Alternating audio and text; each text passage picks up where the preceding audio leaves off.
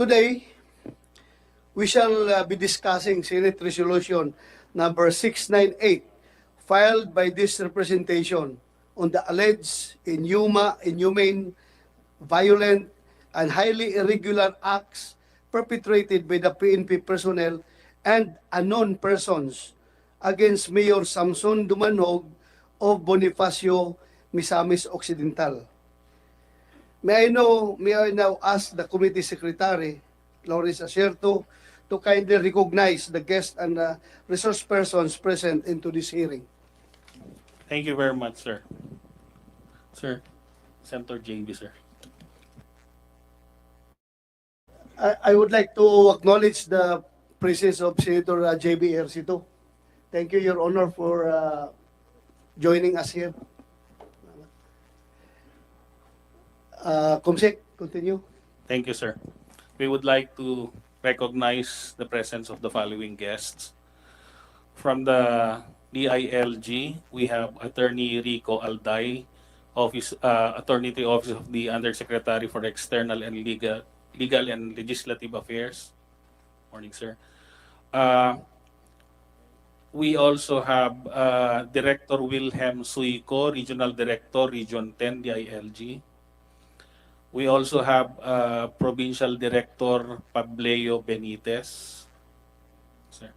We have MLGOO Bonifacio DILG Miss Samis Oriental Miss Rizal Valencia.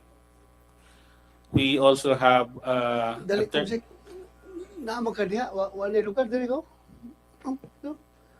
Sige na, likod dito. Ayaw diya sa likod. Comsec, lagyan nyo ng pangalan. MLGOO ka ng Bonifacio. Sige. Dito, ma'am. Salamat. Yelo ba kayo na mong suot na kita-kita ka dyan sa... Dari ka. Dari. High visibility. Di ba, ma'am? Comsec, please continue. Thank you, sir. From the National Police Commission, sir, we have the Vice Chairman and Executive Officer, Attorney Alberto Bernardo, sir. From the Philippine National Police, sir, we have the Chief Philippine National Police, Police General Benjamin Casuga Acorde Jr. We also have the Regional Director of PRO 10, Police Brigadier General Lawrence Coop. We have PPO Misamis Occidental, Police Major. Comsec, for a while, I would like to acknowledge the presence of Senator Tol Tolentino. Thank you, Your Honor, for coming. Dami mong fans sa Miss Octola. Please, continue, Comsec. Bakit siya may palakpak ako? Wala. Kaya nga, no? Joke lang. Yeah, please, go ahead, Comsec. Thank you, sir. Again, from the PPO Misamis Oriental, we have Police Major Richel Sumagang.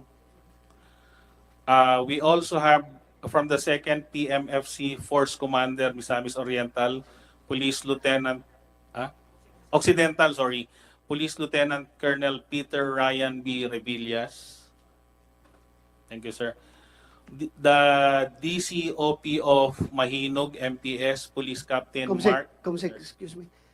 Dito ka, lingkod, yung Revillas, Colonel Revillas. Dito. Butay, pangalan dito. Lagay yung pangalan. Okay, please continue. Arde, saan ang Arde nakaupo? Ayan.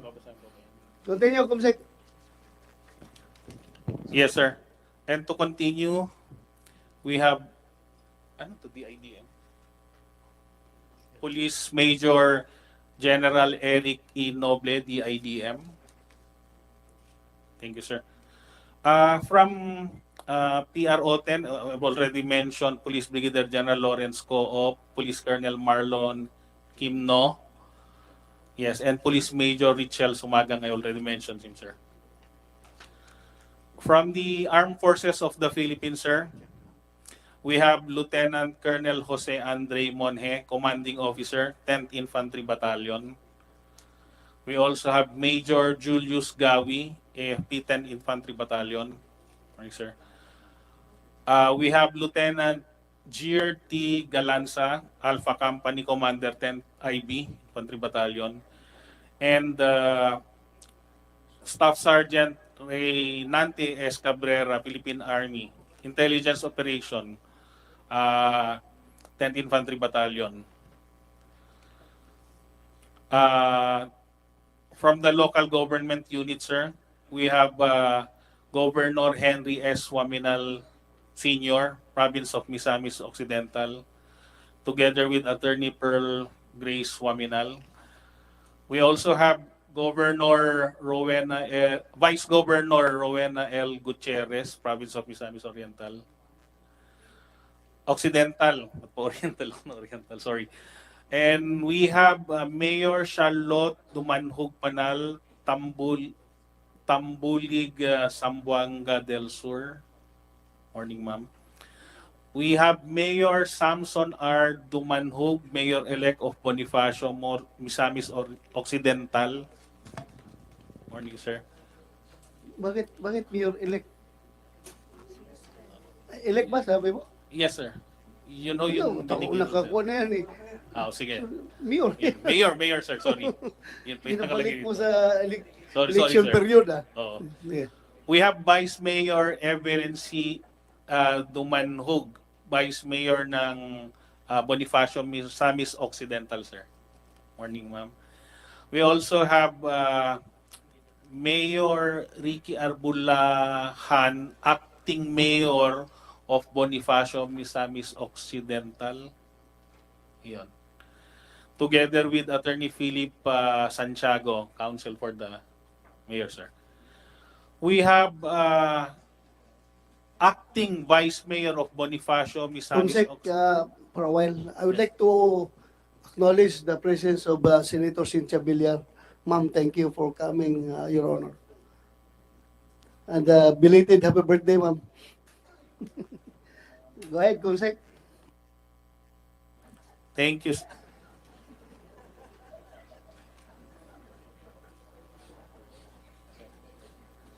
Mukhang required ka mag-blowout, ma'am. Marami naka-orange, oh. Required ka mag-blowout yan. Yes, Consec, continue. Thank you, sir. We have Acting Vice Mayor of Bonifacio, Misamis Occidental, Vice Mayor Alberto Quizon. Thank you, sir. We have SBM Bonifacio, Misamis Occidental, Maclish D. Panal. Yan. We also have SBM Bonifacio, Misamis Occidental, Renelu S. Coligado.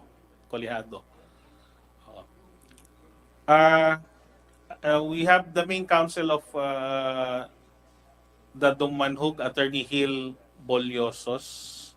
We also invited them, sir. We also have Attorney Kenneth Andrew Boliosos, Attorney Rajani Gallego, Attorney Brendale S. Bayalas. We have BM Winston Catane, BM Nemesio Lahayhay, and BM Eduardo Sibedo.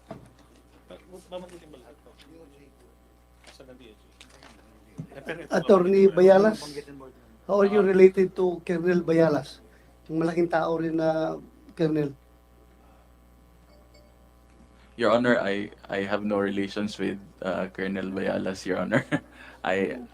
This is the first time I've heard of Colonel Bayalas. Baka relative yun. Kamukha mo rin at saka kasing laki ng katawan. Siguro Taga po. doon din yun. Taga doon yun. Alam ko. Pero patay na siya. Patay na. Okay. Nakasama ko sa PNPA, sa PC Tracom noon. PC Training Command. Yes, So, Your Honor. akala ko anak ka nga eh. Kasi kamukha. Hindi po. Thank you, Attorney. Yes, Your Honor. Comsec, continue. Yes, sir. Thank you, sir. We also have from the Department of Justice, sir, State Counsel Attorney Eduardo Binuya. Si sir. Yun. Nandun, sir, sa rightmost portion, sir. We also have the Acting Provincial Legal Officer, PG Misamis Oriental Attorney Areb Aquino. There are other several guests, sir. I will be mentioning them probably later when they will be called upon, sir. Thank you, Kumsek. Sir, for the information of the body, sir, the following sino yun? Have already submitted their PowerPoint presentation, sir.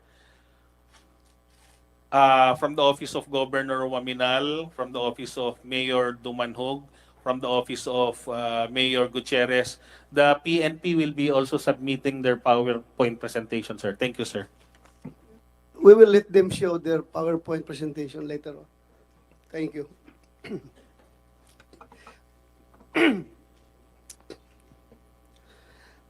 Public office is a public trust. Time and again, all of us in these halls may have heard this one way or the other. With these words, we are reminded of what we are here for. But more than a reminder, it is also a warning for us to always choose the path of righteousness and integrity. Noong Abril, nagsagawa tayo ng mga pagdinig tungkol sa pagpaslang kay Gobernador Ruel Digamo ng Negros Oriental and other political killings that happened in that province. Both parties, Gobernador Digamo and Congressman Teves, were my friends. Pero isinantabi ko muna ang aming pagkakaibigan in the interest of truth and justice. Dahil sa mga panahon na yon, ang aking hangarin ay ang paglitaw ng katotohanan, mapanagot ang may kasalanan, at paggawa ng mga remedial measures to restore public order in the province of Negros Oriental. Ang probinsya ng Misamis Oriental ay napakalapit sa aking puso dahil sa kasagsagan ng ating kampanya sa War on Drugs noong ako ay Chief PNP pa, ay ating siniguro na ang Osamis City at ibang munisipalidad ng probinsya ay mapalaya from the tyranny and control of narco-politicians. At sana ay hindi ito makakalimutan ng ating sa atong mga kaigsuunan din sa probinsya, sa Misok. Sa ating pagdinig sa araw na ito, may dalawang panig na dapat pakinggan. Ang kampo ni Mayor Samson Dumanhog at ang kampo ng mga nagsasabing hindi siya ang nararapat umupo sa pwesto. Hindi po kami narito upang humusga o magpataw ng parusa. Kami po ay narito upang makinig sa bawat testimonya ng magkabilang panig at mula sa mga ito ay makabuo ng mga rekomendasyon at makasulat ng mga panukalang batas. But you see, my dear companions in public service, there are more than two sides to every story. There is a third side, the complete and unfiltered truth, which is what we hope to unearth into this hearing. I hope that my experience in law enforcement can very well contribute to our goal of ferreting out the truth. To be frank, more than our positions and reputations, it is the trust of our public that hangs in the balance. Kapag may balita ng isang opisyal na hinalal sa pwesto ay persahang pinaalis. Kung may balitang may public official na sinampahan ng kaso ng graft and corruption o di kaya'y disobedience to authority. Kung yung mga pulis na pinagkatiwalaan nating magtaguyod ng kapayapaan at kaayusan sa ating mga komunidad ay nasasangkot sa mga masalimuot na mga kaso, ang pinakaunang tanong dapat natin ay, ano ang nararamdaman ng sambayanang Pilipino? Filipinos who trust and hold on to the power of the ballot and to the integrity of the electoral process. Filipinos who believe that in exercising their rights, they contribute directly to the improvement of the nation. Those who continue to trust in our law enforcement agencies that they can and will fulfill their duties. It is to them that we owe our positions, and more importantly, to them that we owe the best possible public service that we can offer. What makes my situation unique is that I have been privileged to be on both fences, the executive and the legislative. Ito rin dahilan kung bakit alam ko na hindi madali ang trabaho natin. Sa taong bayan tayo humuhugot ng lakas ng loob upang magampanan natin ang wasto ang ating mga tungkulin. For purposes of full disclosure, I am putting it on record that during the last elections, I supported the political opponents of Governor Waminal, not in the form of material nor financial support, but only moral support. I joined them in one of their big political rallies.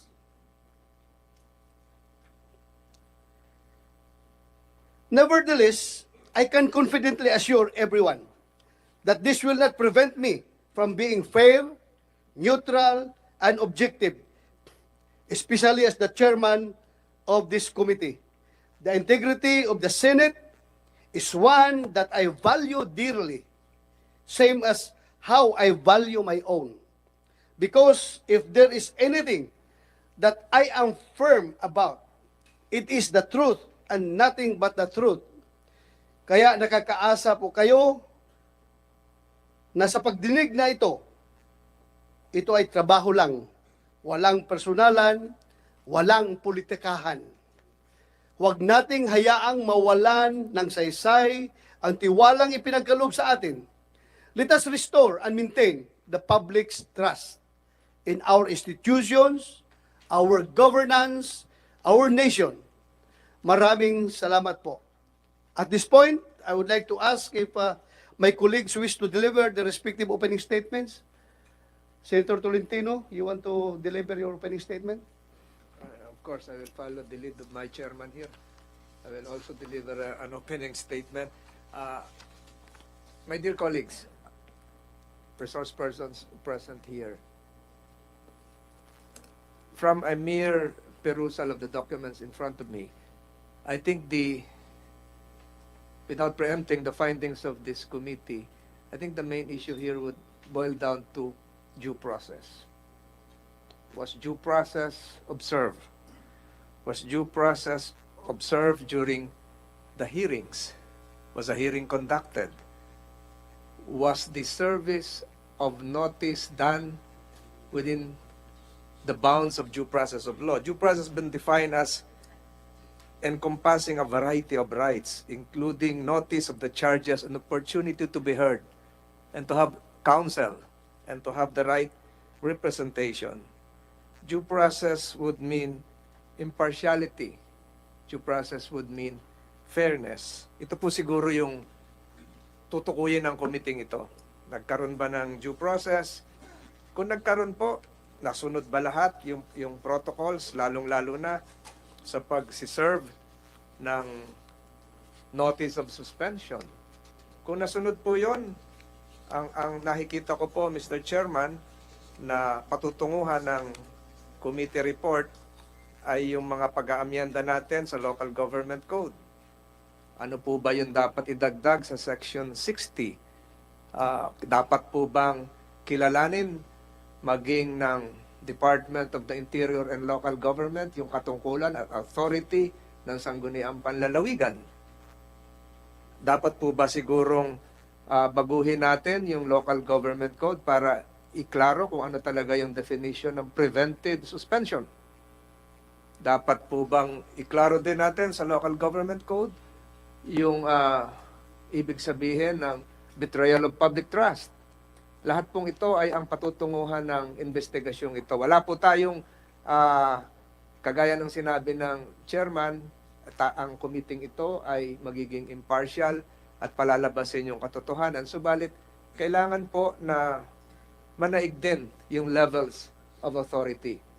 Sino po ba ang nasusunod sa isang local government unit? Hanggang saan po ba ang level of authority? Provincial governor, sangguniang panlalawigan. lahat po ito ay lilitaw sa pagdinig na ito, Mr. Chairman. Naniniwala po ako na gagawing lahat ng committee ito para mapalabas ang katotohanan. At pagkatapos po siguro ng hearing na ito, ay magkaroon na rin siguro ng pagkakaisa ang lalawigan.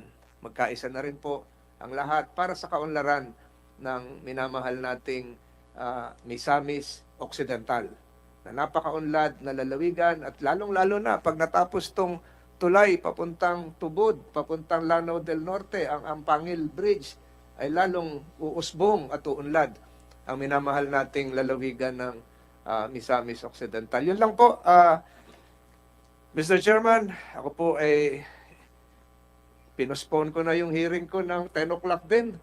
Dahil sa request mo sa akin na pumunta rito, may kasabay po akong hearing ngayon na kasabay po 10 o'clock. Pinapospone ko na lang ng 11:30 para makadalo sa inyong pagpupulong ngayon.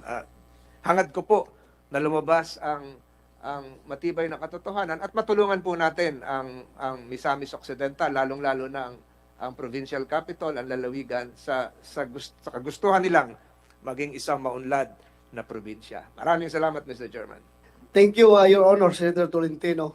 Kaya nga, I cannot discount your very big contribution as the Vice Chairman of this committee. So, I am expecting that you will be with me until the end of this hearing, because your presence is very important, being a former local chief executive and somebody who is very knowledgeable in the Local Government Act. Next, I would like to hear from Senator Cynthia Villar, ma'am. Then afterwards, Senator Bong Revilla, who is online, will deliver his opening statement. Senator Cynthia Villar, ma'am, you have the floor. Dear Chairman, I have no really a long speech. I just want to listen and find out what is fair and let us do what is fair. Thank you very much. Thank you, ma'am. Maraming salamat, ma'am. Next, Senator Bong Revilla, you have the floor, Your Honor. Thank you, Mr. Chair. Good morning, my esteemed colleagues, public servants, resource persons, and guests. Kasama natin ngayong umaga. We are not here to put our police force in a bad light. Kahit saan sa mga nagdaang pagdinig, alam naman natin ilan lamang naman yung naliligaw ng landas.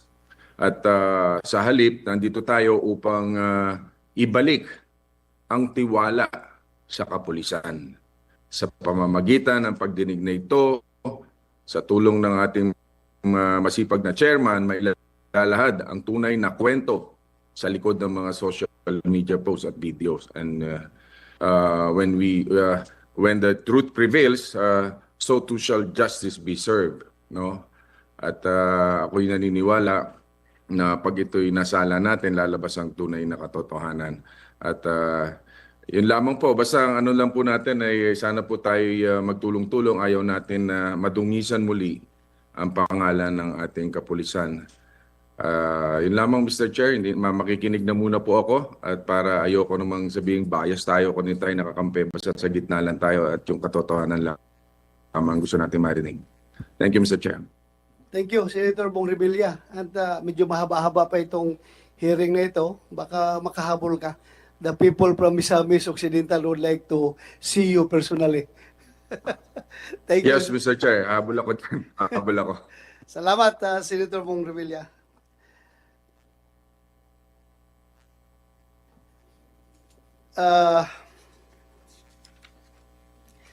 With the consent of the members of this committee, before we start our discussion, you would like to set forth the following.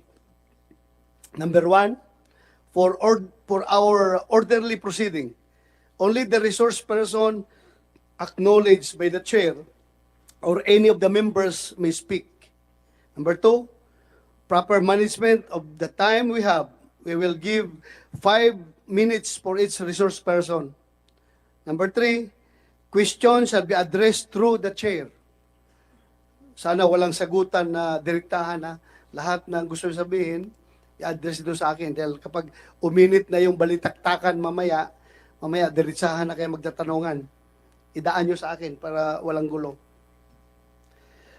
All questions, the chair and the members reserve the right to disallow a resource person from speaking in the event that such testimony involves sensitive matters which should be discussed in a separate proceeding, or those matters which are beyond the jurisdiction of this committee. Lastly, I would like to remind our guests that the committee has the power to punish or cite in contempt any witness who disobeys any order of the committee or refuses to be sworn in or to testify or to answer a proper question by the committee or any of its members, or testifies falsely or evisibly, or who unduly refuses to appear or bring before the committee certain documents and or object evidence required by the committee, certain documents and or object evidence required by the committee. As we proceed with this investigation in aid of legislation, may I request our committee secretary to administer the oath of all resource persons physically and virtually present in today's hearing. Yung mga nandoon siguro, meron ka pa bang resource person nandoon sa kabila? Andito na lahat? Sige, sabay mo na lahat. Thank you, sir. May we request all the resource persons who are now here and the others there at the back who might as well give their testimonies later to please stand and raise your right hand para en masse na po. Please raise your right hand. Do you swear to tell the truth, the whole truth, and nothing but the truth in this public hearing and investigation? Yes, Your Honor. Thank you very much. Please take your seats. Thank you, Kumsek.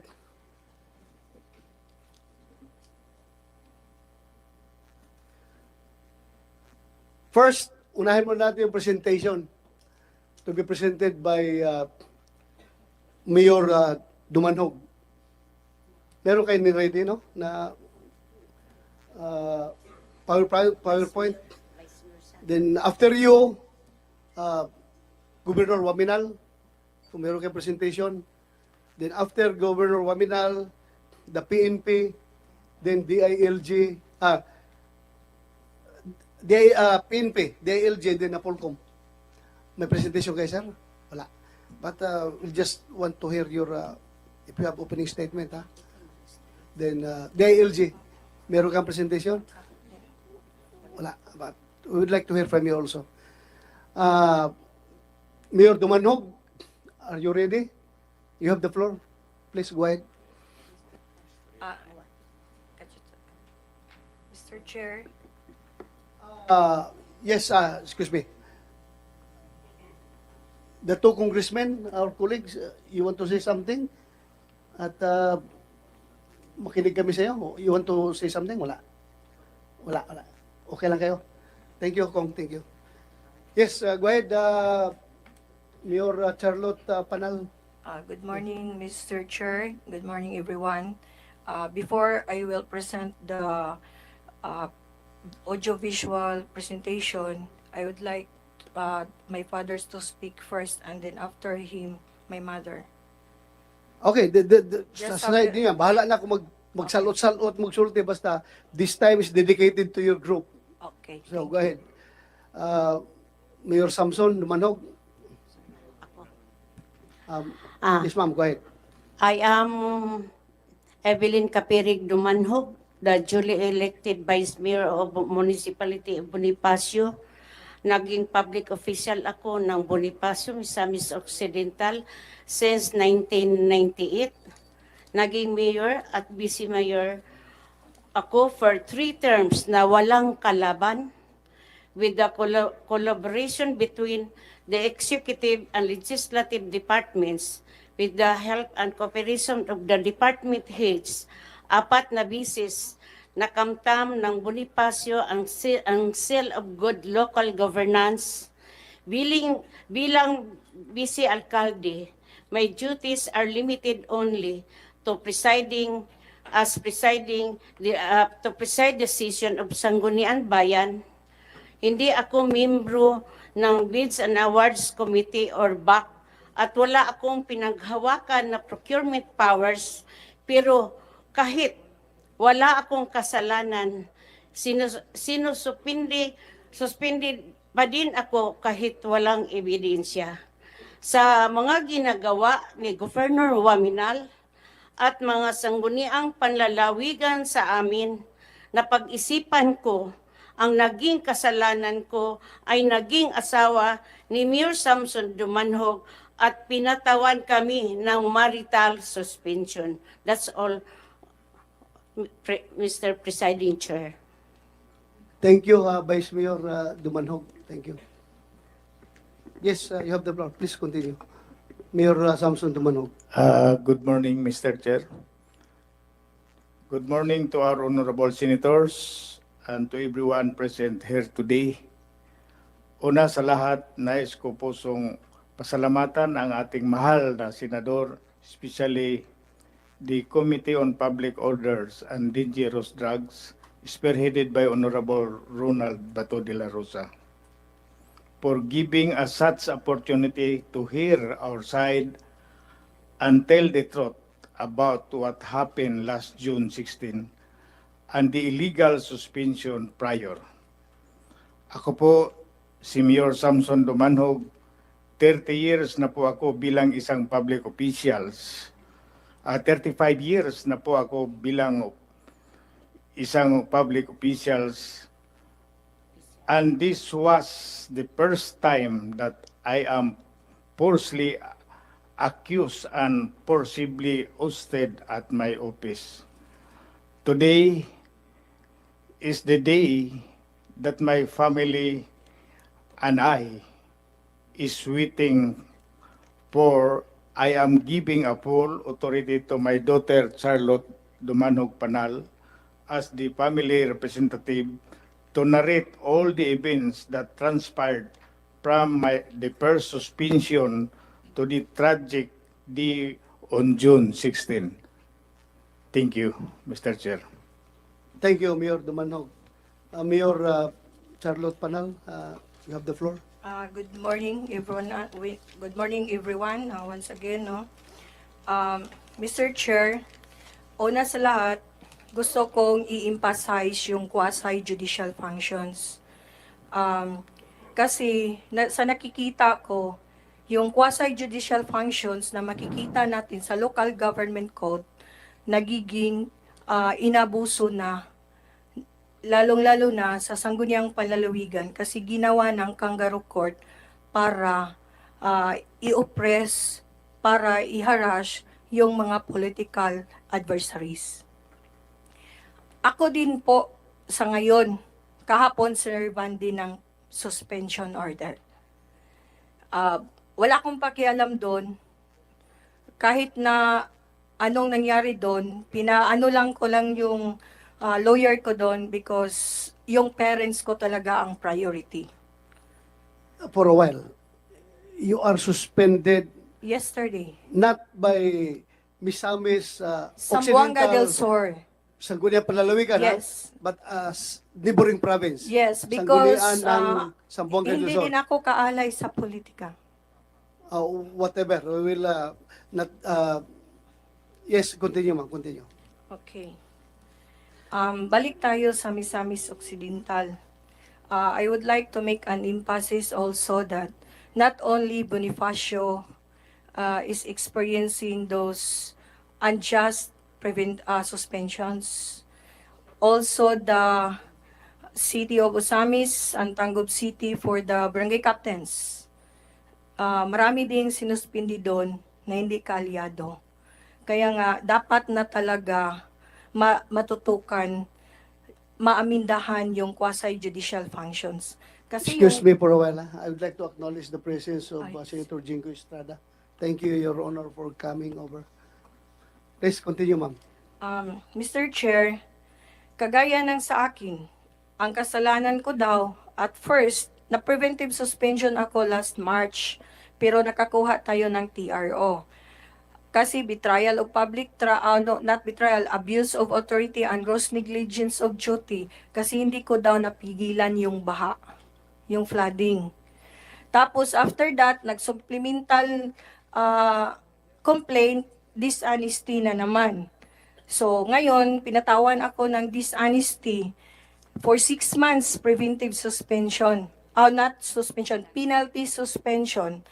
Kasi yung nag-purchase ng diesel, yung municipality namin, bidid yun, yung diesel, mayroon kasi kaming dredging machine, mayroon namang naka-assign na mga focal persons doon on how they will handle the dispensing of the diesel, the fuels, and the lubricants. Sa tingin ko, kung may kasalanan ako doon, kung may ebidensya sila na ininom ko ba yung diesel doon or kinahain ko ba yung lubricants doon. Pero wala talagang ebidensya. So, kaya din ako, kasi kailangan din nating matakol din yung sa Zamboanga del Sur, sir. I hate to say, but we have to. Because it's very rampant na din. Tatlo kaming mayor na nasuspended din. Ako yung pinaka-latest. Pagkalaban ka sa politika. Kasi last election, marami akong expose. Okay, for the time being, please concentrate muna tayo sa issue at hand, yung Misamis Occidental. Saka na natin take up yung Zamboanga del Sur. Ha? Yes, okay sir, thank Okay, you. thank you. Concentrate muna tayo dito sa Miss Oc. So, can I proceed the Yes, yes. audiovisual presentation? Audiovisual. Sorry.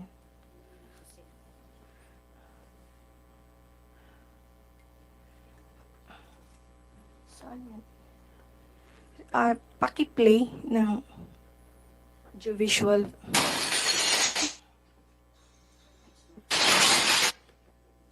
Audiovisual.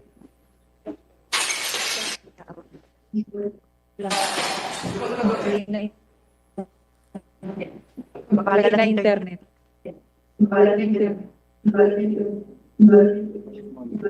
Stop natin.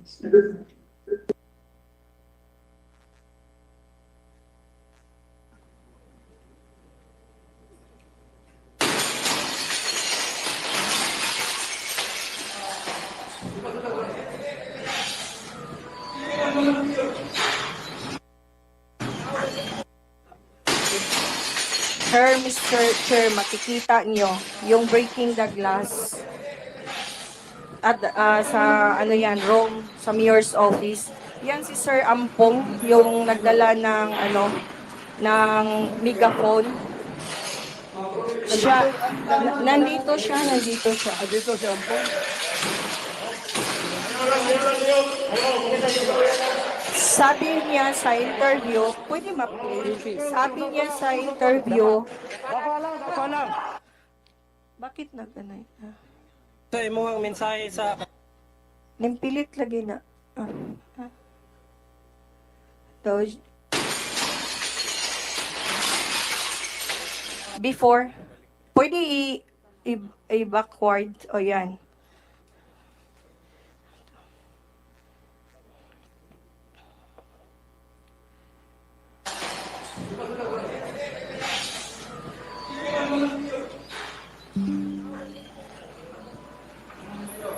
Technical, pwede, habang nag-buffering yan, pwede nyo i-kuhan mo na, i-refresh para tuloy-tuloy mamaya. While putulin muna natin si Mayor Charlotte, makinig muna tayo sa opening statement ni Senator Jingo Estrada. And I would like to acknowledge the presence of Senator Mark Villar. Thank you for coming, Your Honor. I-refresh nyo muna, ipag-buffering ng gusto para tuloy-tuloy mamaya. You have the floor, Senator. Mayor Charlotte, post muna tayo, ha? Go ahead, Senator Jinggoy. Thank you, Mr. Chair. Good morning, Mr. Chair, fellow members of this committee, and to all our resource persons and guests present here this morning. The mission of the Philippine National Police, or the PNP, is to enforce the law, prevent and control crimes, maintain peace and order, and ensure public safety and internal security with the active support of the community. The role of the PNP is very clear. As the national enforcement agency of the country, it is tasked with maintaining peace and order, preventing and detecting crimes, enforcing laws throughout the country.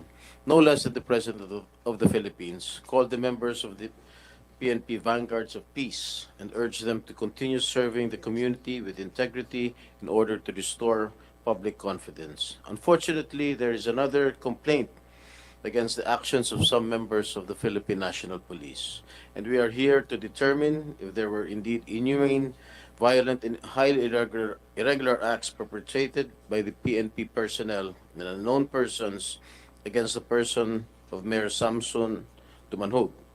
And through this committee hearing, we will have the opportunity to discuss what transpired on that fateful day of June 16 of 2023 in the municipality of Bonifacio, Misamis Occidental. And I hope that we will be able to know what actually happened and to determine if illegal acts were committed and make those responsible individuals accountable. That's all, Mr. Chair. Thank you. Thank you, Your Honor, Senator Jingo Estrada. Senator Mark Villar, you don't have opening statement, sir? Or you just want to, yeah. Go ahead, you have the floor, sir.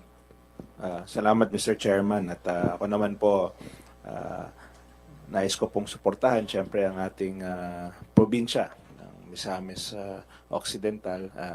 Madalas po ako sa Misamis dahil nung ako po ay secretary, marami po kaming projects doon, lalo na po yung pinakamahabang bridge sa Mindanao, yung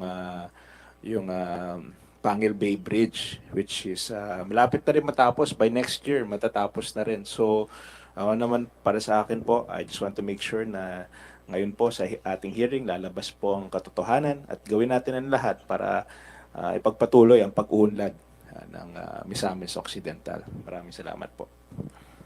Thank you, Your Honor, Senator Mark Villar. Napakaswerte ng Miss Ok, no? Maraming senador na very much concerned sa pag-unlad ng probinsya ng Miss Ok.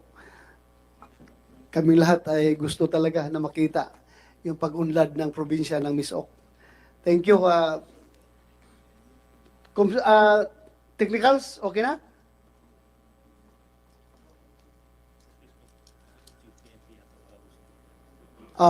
Pakinggan muna natin yung CPNP habang inaayos yung technicals. CPNP, you want to deliver your opening statement? You have the floor, please. Thank you, sir.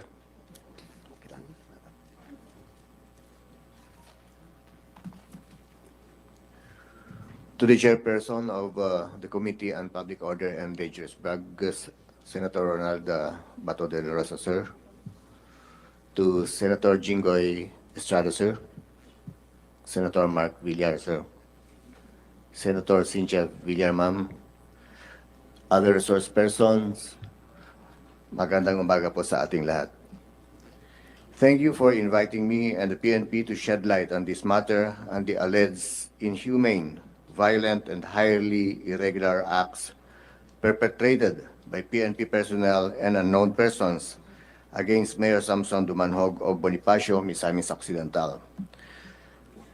I would like to reiterate our commitment to continuously cleanse our ranks of undesirable members of the police force. To the honorable members of this committee, maraming salamat sa pagkakataon na ibinigay niyo sa amin. Since the beginning of my term as Chief of the Philippine National Police, I have constantly reminded our people to be mindful of their actions, especially against civilians whom we are sworn to serve and protect. The PNP leadership does not condone nor tolerate any inhumane, violent, and irregular acts committed by any PNP personnel. This is in line with consistent with one of my 5-point focus agenda, which is integrity enhancement. We are taking all the necessary measures to make sure that all of our PNP personnel observe proper decorum and carry out their mission only to uphold peace and public safety. The few bad eggs who have refused to change their old ways have been charged both criminally and administratively. Hindi po tayo nagpapabaya upang matiyak na malinis natin ang ating kapulisan sa mga tiwali at mga abusado. That is why I am very grateful to your honors that you took the time to investigate the incident involving Mayor Samson Dumanhog of Bonifacio, Misamis Occidental, and our PNP personnel, including some unknown individuals. This is a very unfortunate incident, but let me assure you, your honors, that I am personally monitoring the progress of our own ongoing investigation and the matter. Any wrongdoing that was committed in relation to this incident will be dealt with accordingly in accordance with the due process and our existing laws. I also wish to express our support for any legislation that may be crafted based on this inquiry. It is also our hope that we can have more laws that would help improve the PNP in carrying out its mandate to serve and protect our country and our people. To give you specific and important information as well as the latest updates on our ongoing investigation about the subject of this inquiry, we have with us here today, as directed by the committee, the PNP personnel from PNP Regional Office 10.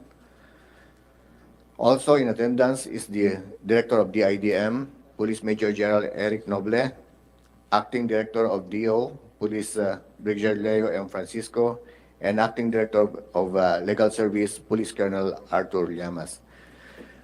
That would be all, Mr. Chair, and Your Honors, magandang umaga po. Thank you, General Benjamin Acorda, the Chief of the Philippine National Police. So far, nag-conduct na ba kayo ng investigation on this particular incident? Meron na kayo kinandak? Yes, sir, and also the DIDM is there and ready to provide updates, sir.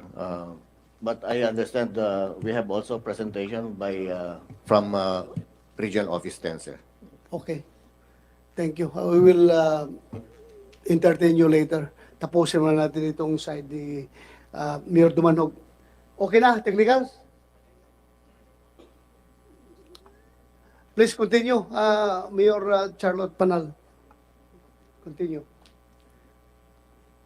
Flash the video on the screen.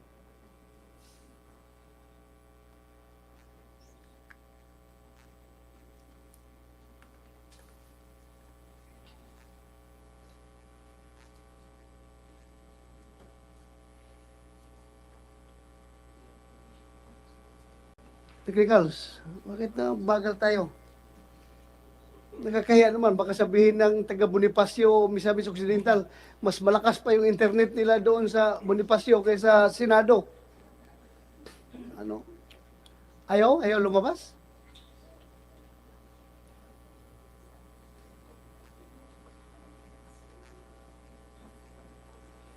Mr. Chair, before that, Yes, I would go like ahead. to ask one Senator question. Jinggoy. Are the members of the Philippine National Police who arrested Mayor Dumanhog present here today? Yes, Your Honor. We have here Police Major Sumagang. You're the Chief of Police of Bonifacio Yes, sir. until now. One of those apprehending officers? My deputy, sir, Police Captain Bene, sir. No, are you one of the apprehending Yes, sir. officers? Who else? Saan si Bienes? Oh, lingkod ka dito. Dito ka.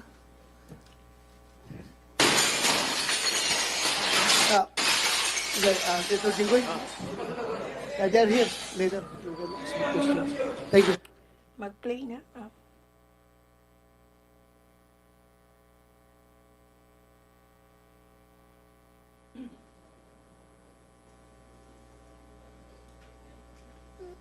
Sige, Mayor Charlotte, continue. Kailangan kasi yung video talaga, sir. Kasi yung breaking the glass ng...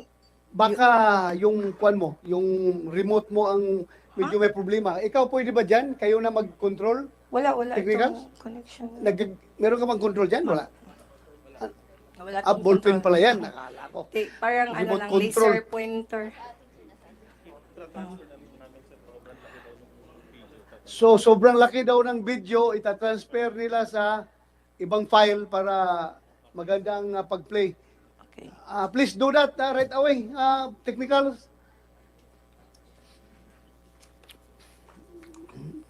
Hiya tayo dito. So, hindi ka makatuloy na yung presentation mo habang walang video.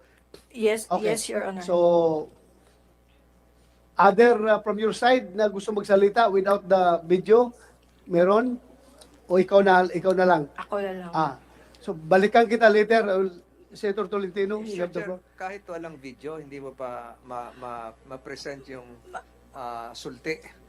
Pwede man-narrate, Senator, man-narrate ko, pero mas maganda talaga yung may video. Pwede din umpisahan ko yung story namin, yung narration of facts namin, tapos later on, i-play natin yung video. Pwede din yun.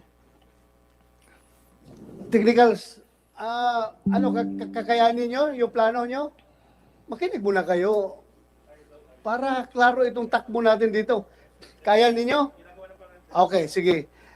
Para hindi tayo pabalik-balik, hintayin na natin sandali. But before that, baka mamaya magpaalam ito si Chief PNP na may lakad. Tatanungin ko na ito muna. Totoo yung sinasabi nandito sa pidabit ng abogado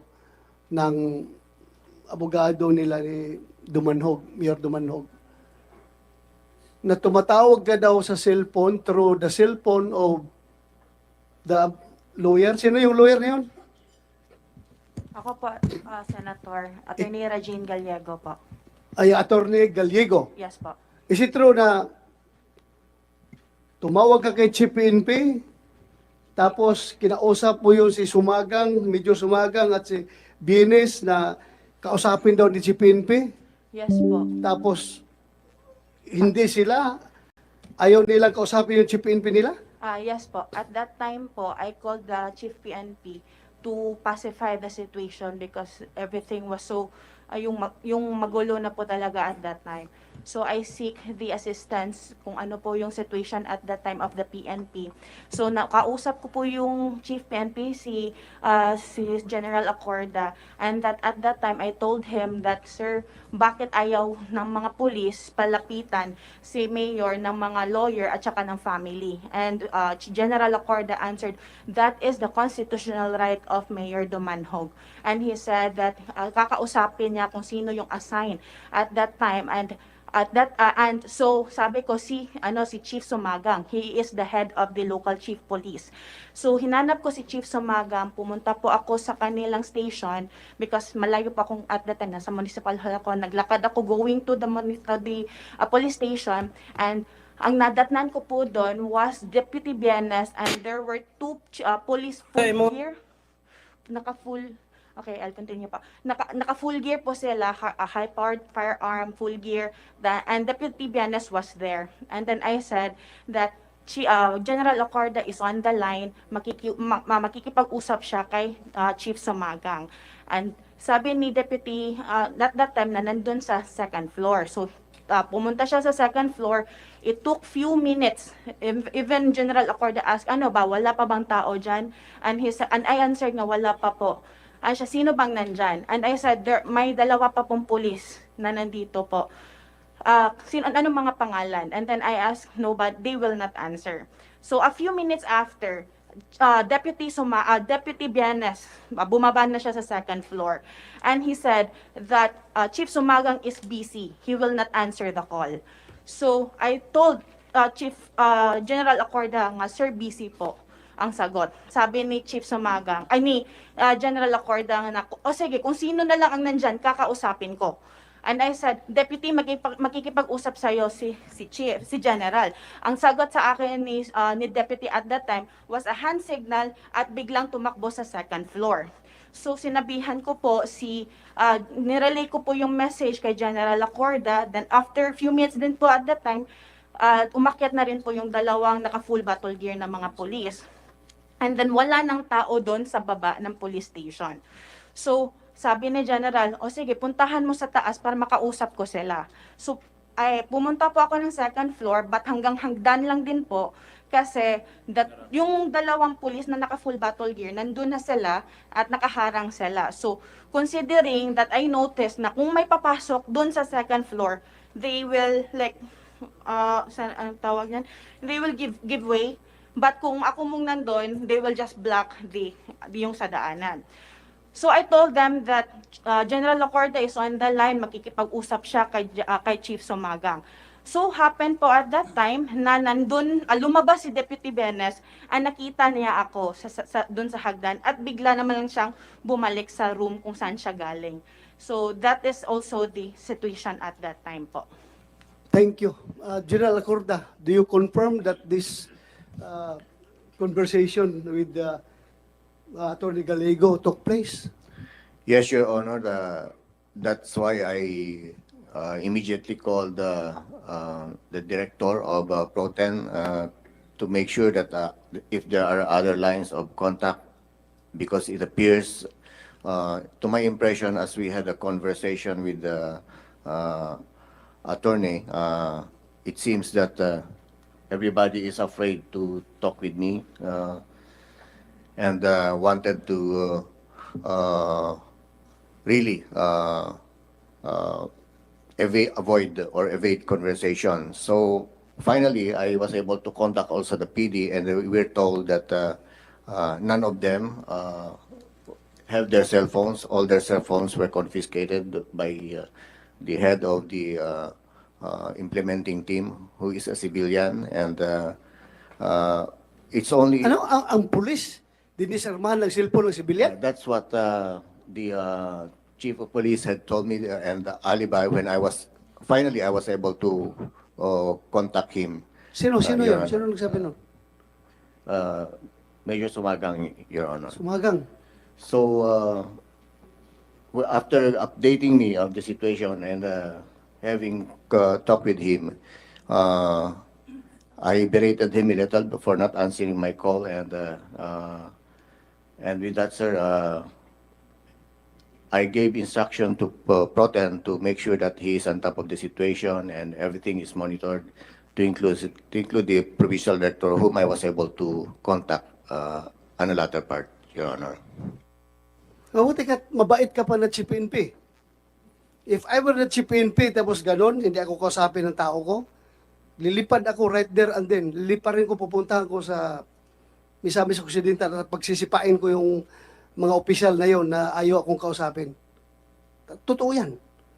Nakita mo ba, there's a breakdown of discipline pagdating sa ganong sitwasyon?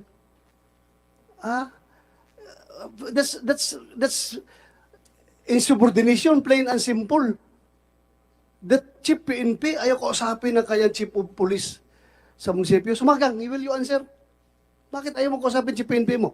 Sir, with due respect, sir. Sir, during the implementation, sir, during the briefing, sir, lahat po ng sir, para the leaking of information, sir, ma-prevent po natin, sir. Lahat po kami, sir, wala po kaming cellphone na dala. Yun nga, wala ka cellphone. Cellphone nga ni attorney, ibibigay sa iyo para kausapin ka. Bakit ayaw mo siyang sagutin? Chief PNP is waiting for you. Yes, sir. Hindi ko po alam yung conversation between the attorney, sir, and my deputy, sir. Are you sure? Yes, sir. Kasi nandun po Bienes, sir. do you confirm na nag-usap kayo ni Attorney Gallego? Yes, sir. Your Honor, with your respect, good morning.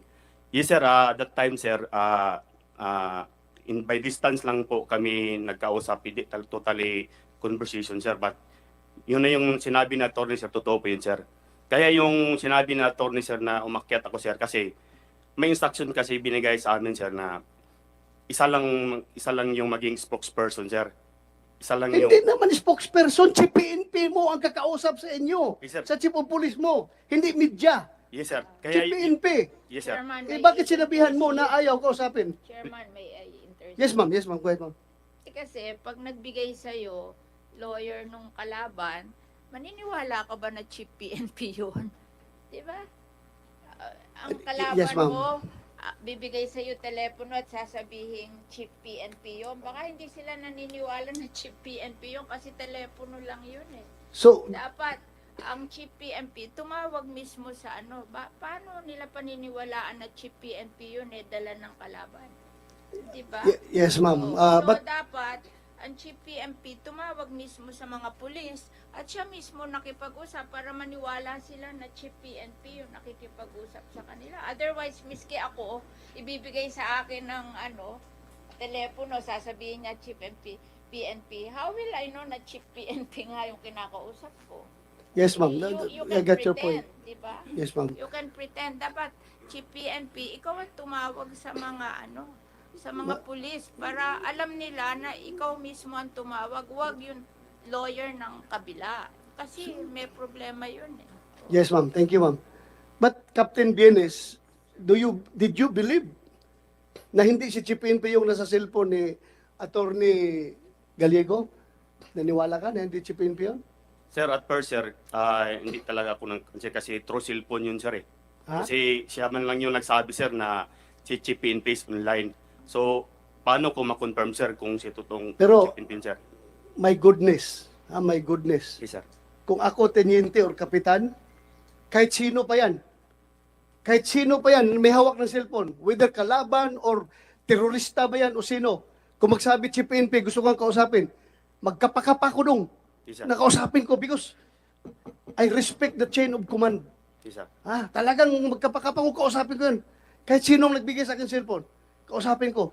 Pero in your case, bakit ka umiiwas? Ayaw mo ipakausap si sumagang sa Chief PNP. Sir, yung makita ko sa itaas, sir, kasi ako ng advisor to my provincial director din, sir, na sinabi ko, sir, na the Chief PNP is in line. Gusto makausap si Chief of Police, my Chief of Police, sir. Oh, And then, yung nasabi ni provincial director ko, sir, na kung si Chief PNP talaga yan, direkta yan magkatawag sa akin. Yun yung, sir, yun yung pinaghawakan ko na instruction, sir. sino pwede? Yes. Pati ikaw nagdududa na hindi si Chief PNP yung nasa cellphone ng abogado? Sir, good morning po, Mr. Chair. Yes. I am Police Colonel Marlon Kimno, sir, the Provincial Director of Misamis Occidental Police Provincial Office. Sir, there was no intention, sir, that I will not or we will not answer the Chief PNP. There are two factors, sir, that was able to prevent us from answering in the first place, sir. One, sir, is nung una po, sir, kasi po yung sa police po, sir, pag talaga po, sir, na merong kakausap, like for example, sir, yung RD, yung Chief PNP, ano kami, sir, yung parang totoo ba kaya ito? Ay, huwag mo akong bulahin, ha? Yes, sir. Halata nabubula ka sa akin, eh. Ha? Nag-retire ako as Chief PNP. Alam ko yan. Yes, sir. Ha? Gumagawa ka pa ng rason. Huwag mo akong bulahin. Dahil alam ko yan. Saan ka ba kumukuha ng sweldo? Sa PNP, sir. Hindi sa provincial government ng MISOC, di ba? No, sir. Sa PNP, sir. Sa PNP ka. Yes, sir. So your loyalty is where? To the PNP, sir. To the PNP. Yes, sir. So sino ang chief ng PNP? Police General Acorda, sir. O bakit hindi niyo kausapin? Gusto kayo kausapin? What prevented you? I cannot imagine any valid reason. Bakit hindi mo kausapin yung Chief PNP na nasa cellphone? Kahit sino pa yan, kahit demonyo pa yung may hawak ng cellphone. Pag sabing Chief PNP, magkapakapa ako na kausapin. Yes, sir. Kausapin ko. But bakit hindi nyo kinausap yung boss niyo? Breakdown of discipline. Ganun na kayo, may sarili kayong command. Hindi na kayo nagtitake orders ng National Headquarters. May sariling command na yung MISOC Provincial Police Office. Ganun ang gusto nyo palabasin? No, sir. Ako wala akong kinakatigan dito. Ang akin lang is ma-maintain, ma-preserve yung integrity and discipline of the Philippine National Police. Yan ang gusto ko because it breaks my heart na makita ko yung kapulisan na kung sino-sino na lang ang gumagamit ng pulis, ginagamit ang pulis, tapos yun, at the expense of the discipline, state of discipline ng kapulisan. Yun ang ayaw ko mangyari. Ikaw, alam ko, May bumabagabag sa isip ninyo. Bakit na ganun ang nangyari? Chief PNP. Putang na. Tell it to the Marines. Tell it to the Capgo. Kung yun ang rason ninyo na nagdududa kayo kung Chief PNP yun. Ha? Tell it to the Marines. Pasensya na, pero I am very disgusted. Because I was once the Chief PNP. Alam ko, kahit na patrolman yan to the 3-star general, if I am the head of the organization, lahat yan sumusunod sa akin at natatakot yan kung hindi ako kausapin. Pero kayo, iniiwasan niyo Chief PNP niyo? Ganun ka na kahina, General Acorda? Hindi mo kayang hawakan yung organisasyon mo? No, sir. That's why I subjected for investigation, and the DIDM was properly instructed after that incident, sir, Your Honor. Mr. Chair. Yes, Mr. sir. Go Chairman. ahead, Senator General Jigoy. Corda, bakit hindi kayo dumiretsong tumawag dito sa mga pulis mo? I did, sir. In fact, I've been calling them many times, and the only person that I was able to call is the RD, because I was told that their cell phone was confiscated, sir. Who confiscated their cell phones? Who confiscated your cell phones? Sir, the cell phones of the PNP personnel of Bonifacio, sir, was being torn over to the sir, incident commander that time, sir, police. Why was it? Then, Ha? Brigadier General Civilian? Villanueva, sir. Kayo yung nagpapakontrol sa civilian ni Incident Commander? Ha? Hindi naman Anong sa klaseng operasyon yun? Yes, sir. Hindi naman sa ganun, sir. Kuan lang, sir, sir, kasi yung operation natin, sir, is para... Sino Incident Commander? Sir, Brigadier General Villanueva. Bakit nyo, sir, kinuha yung mga cellphone ng polis? Good morning, Your Honors. It was during our briefing that the members of the incident management team should not carry their cell phones. Radyo lang, nag-issue ako ng radyo. Because that is our procedure during incident command system. Mr. Chair. Yes, go ahead, Senator Tolentino. So, kagaya po ng, with the permission of Senator Estrada, yung sinabi niyo po, Major Sumagang, at sinasabi mo General Villanueva, ito po ay napagkasunduan. Napagkasunduan na huwag magdadala ng cellphone during the conduct of these operations, quote unquote.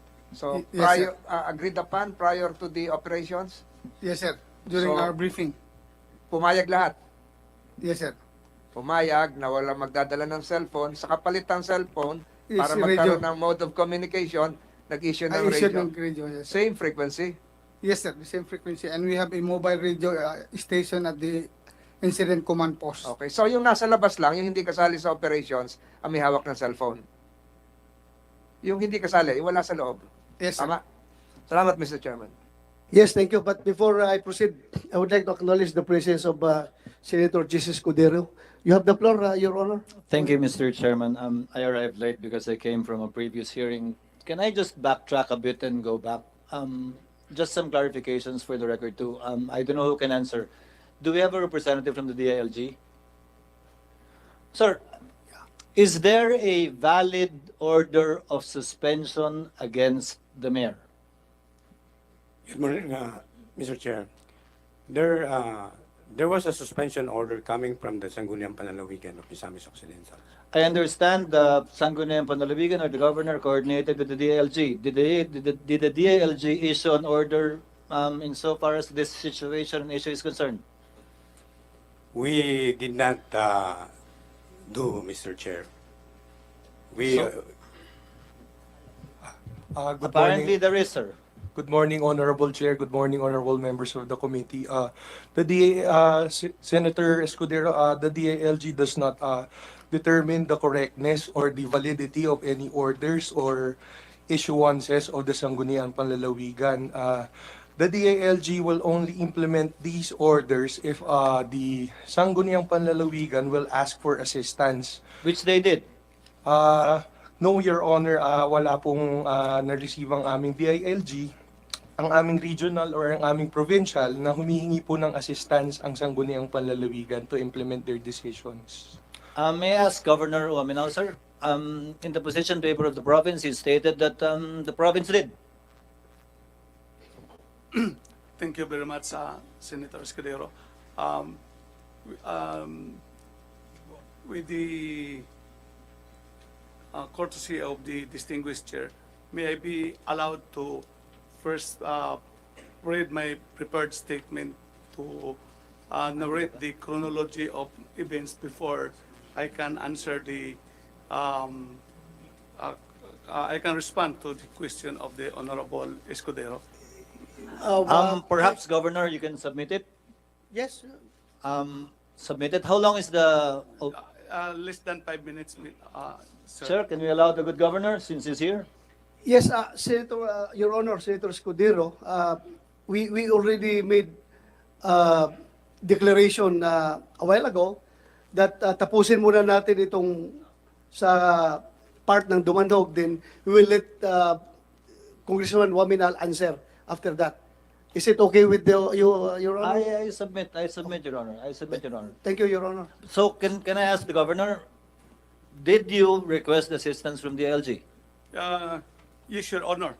Not only from the local DILG, but I went to see Secretary Abalos in order to ask guidance on that impasse, Your Honor, which could be part of my preparatory statement, that visit of Secretary Abalos. To go directly to the point, according to the chairman, he will allow you to make your opening statement later, Governor Uminal. But to go to the point I'm trying to drive at, so there was a legal order to clear the municipality of the apparent illegal occupation of the mayor. Would that be correct, General Acorda? Legal ba yung operation na ginawang yun? Was there something illegal being done which necessitated the intervention of the law enforcement people?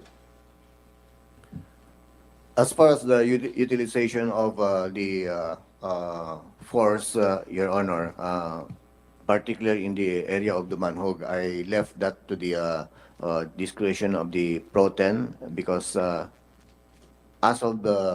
since then and as of the moment, except for telephone calls, I have not received any official communications to that effect for the implementation of such order, Your Honor. So it was at the level only of the province and the region, I presume? General Cop? Yes, Your Honor. In fact, there was a request. Actually, I submitted to the provincial director of Misamis Occidental, but the PD of MISOC submitted to me the request to clear the office of the mayor from the unauthorized persons occupying the said office. So we answered it, stating that it is not, it is outside the authority of Pro-Ten to extract the mayor, sir. We explained to them that request for police assistance must be submitted by the DILG-10, and it must be endorsed to the Chief PNP for his approval. And upon his directive, within 3 days, we will implement, if ever it will be approved, Your Honor. If you will assist, it needs DILG and Chief PNP approval. Is that what you're saying, sir? Yes, sir, it is approved. You will only assist if it is approved by the Chief PNP. You will not assist insofar as the request of the PD is concerned if not approved by the PNP Chief. Yes, sir, yes, sir. That's correct, sir. Can the provincial director do it on his own? No, sir, because he needs to course through to me, then I will also submit the request for the approval of the Chief PNP, sir. Before he can do anything? Yes, sir. Yes, sir. Was a crime being committed, sir, at that point in time? The mayor was legally suspended, supposedly. the mayor supposedly was illegally occupying because there was an acting mayor already. In other words, there was a crime being committed technically. Is your position that the PD or the municipal chief of police still needs your permission and the permission of the chief PNP before they can implement the law? How is that? Or is this your position because it's politically charged? Sir, Na may mga kaibigan yung mayor, may kaibigan yung governor, di ba? Baka maipit.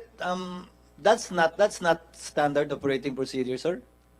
that situation is outside the authority of police regional office then to intervene, considering that it became a legal issue, and I believe the court has the power to act on it, sir. Sir, are you a lawyer, sir? No, sir.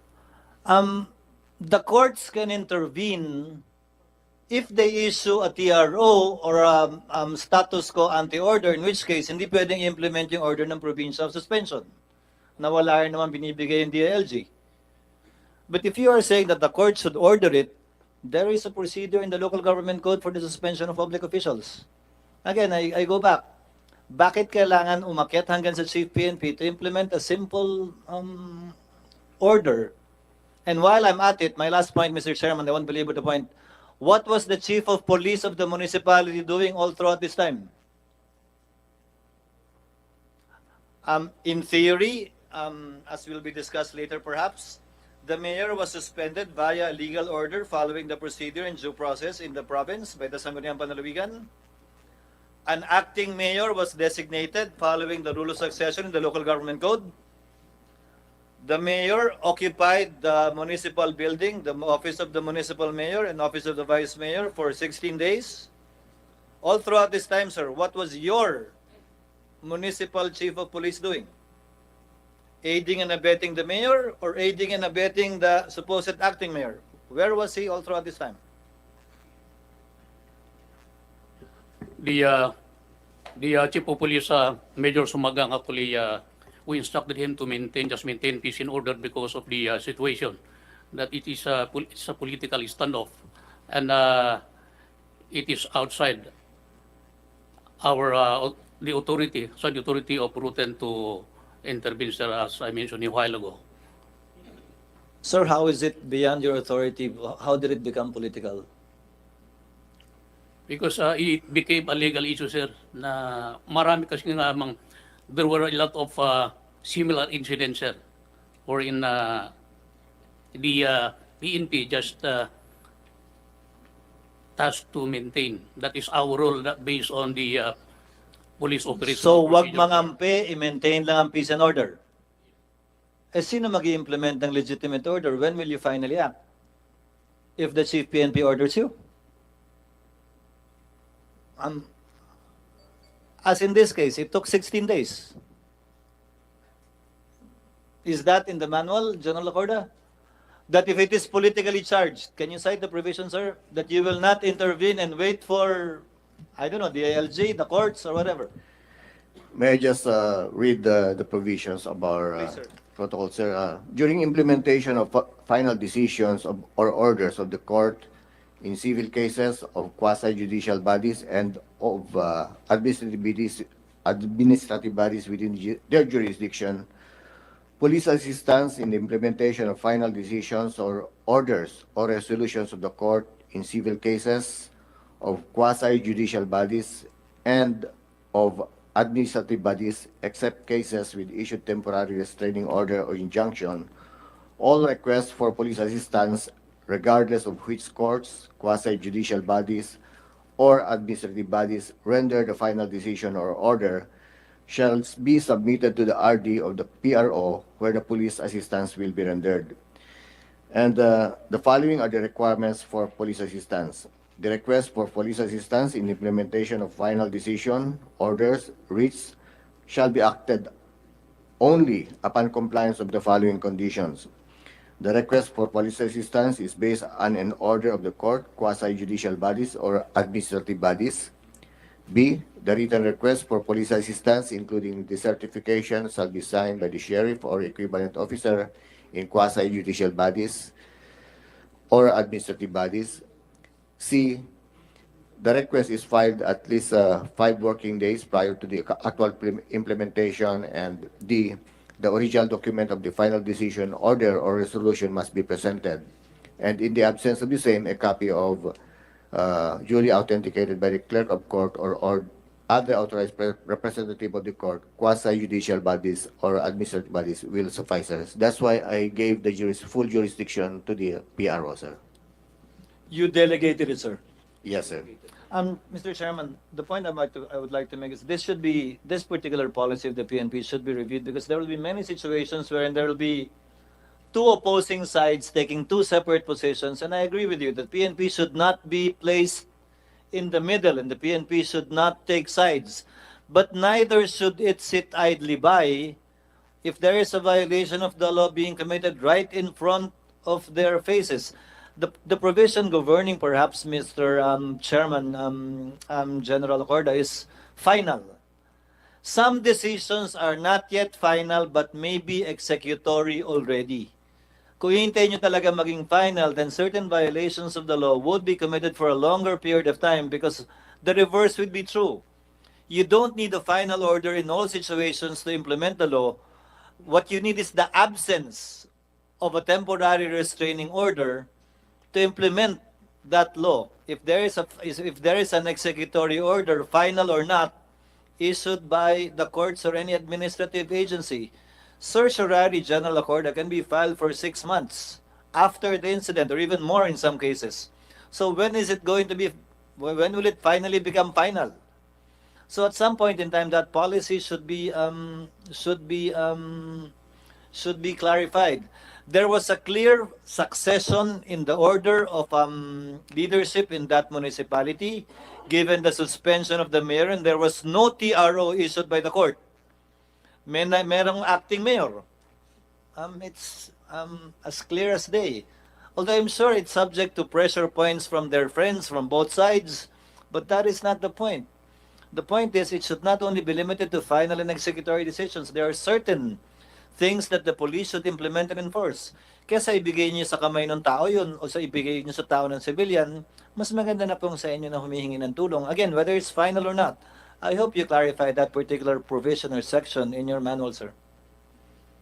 Yeah, yes, sir, I agree with regards to the provision, observation on the provisions of our policy, sir. But may I emphasize also that at that particular day, I was in constant coordination with the lawyer and the family of Mayor Dumanhog. That's why I also, part of the mission of the presence of the police force there, as I gave instruction to the Pro-Ten, was to really maintain peace and order. And also, if there are infractions of the law, to implement, because there were some allegations imputed or reported to me, which I also relate to the regional director of Pro-Ten, and to some extent, this was also disputed by the ground personnel. But nevertheless, sir, these were all related to the regional director, sir. One more point, Mr. Chairman, before I yield. Sir, again, it's politically charged and you knew it. That's why you were sensitive about it. And I guess your regional director was sensitive about it too. The least the PNP could have done was hear both sides. If you've been hearing from the mayor, then hear from the acting mayor as well what the situation is. Or the very least, di ba, mga polis naman, investigador, ito investigahan. Ano ba yung sitwasyon? Ba't ba nagkaganto? Sino ba yung may karapatan? Sino ba yung walang karapatan? Ano bang basehan?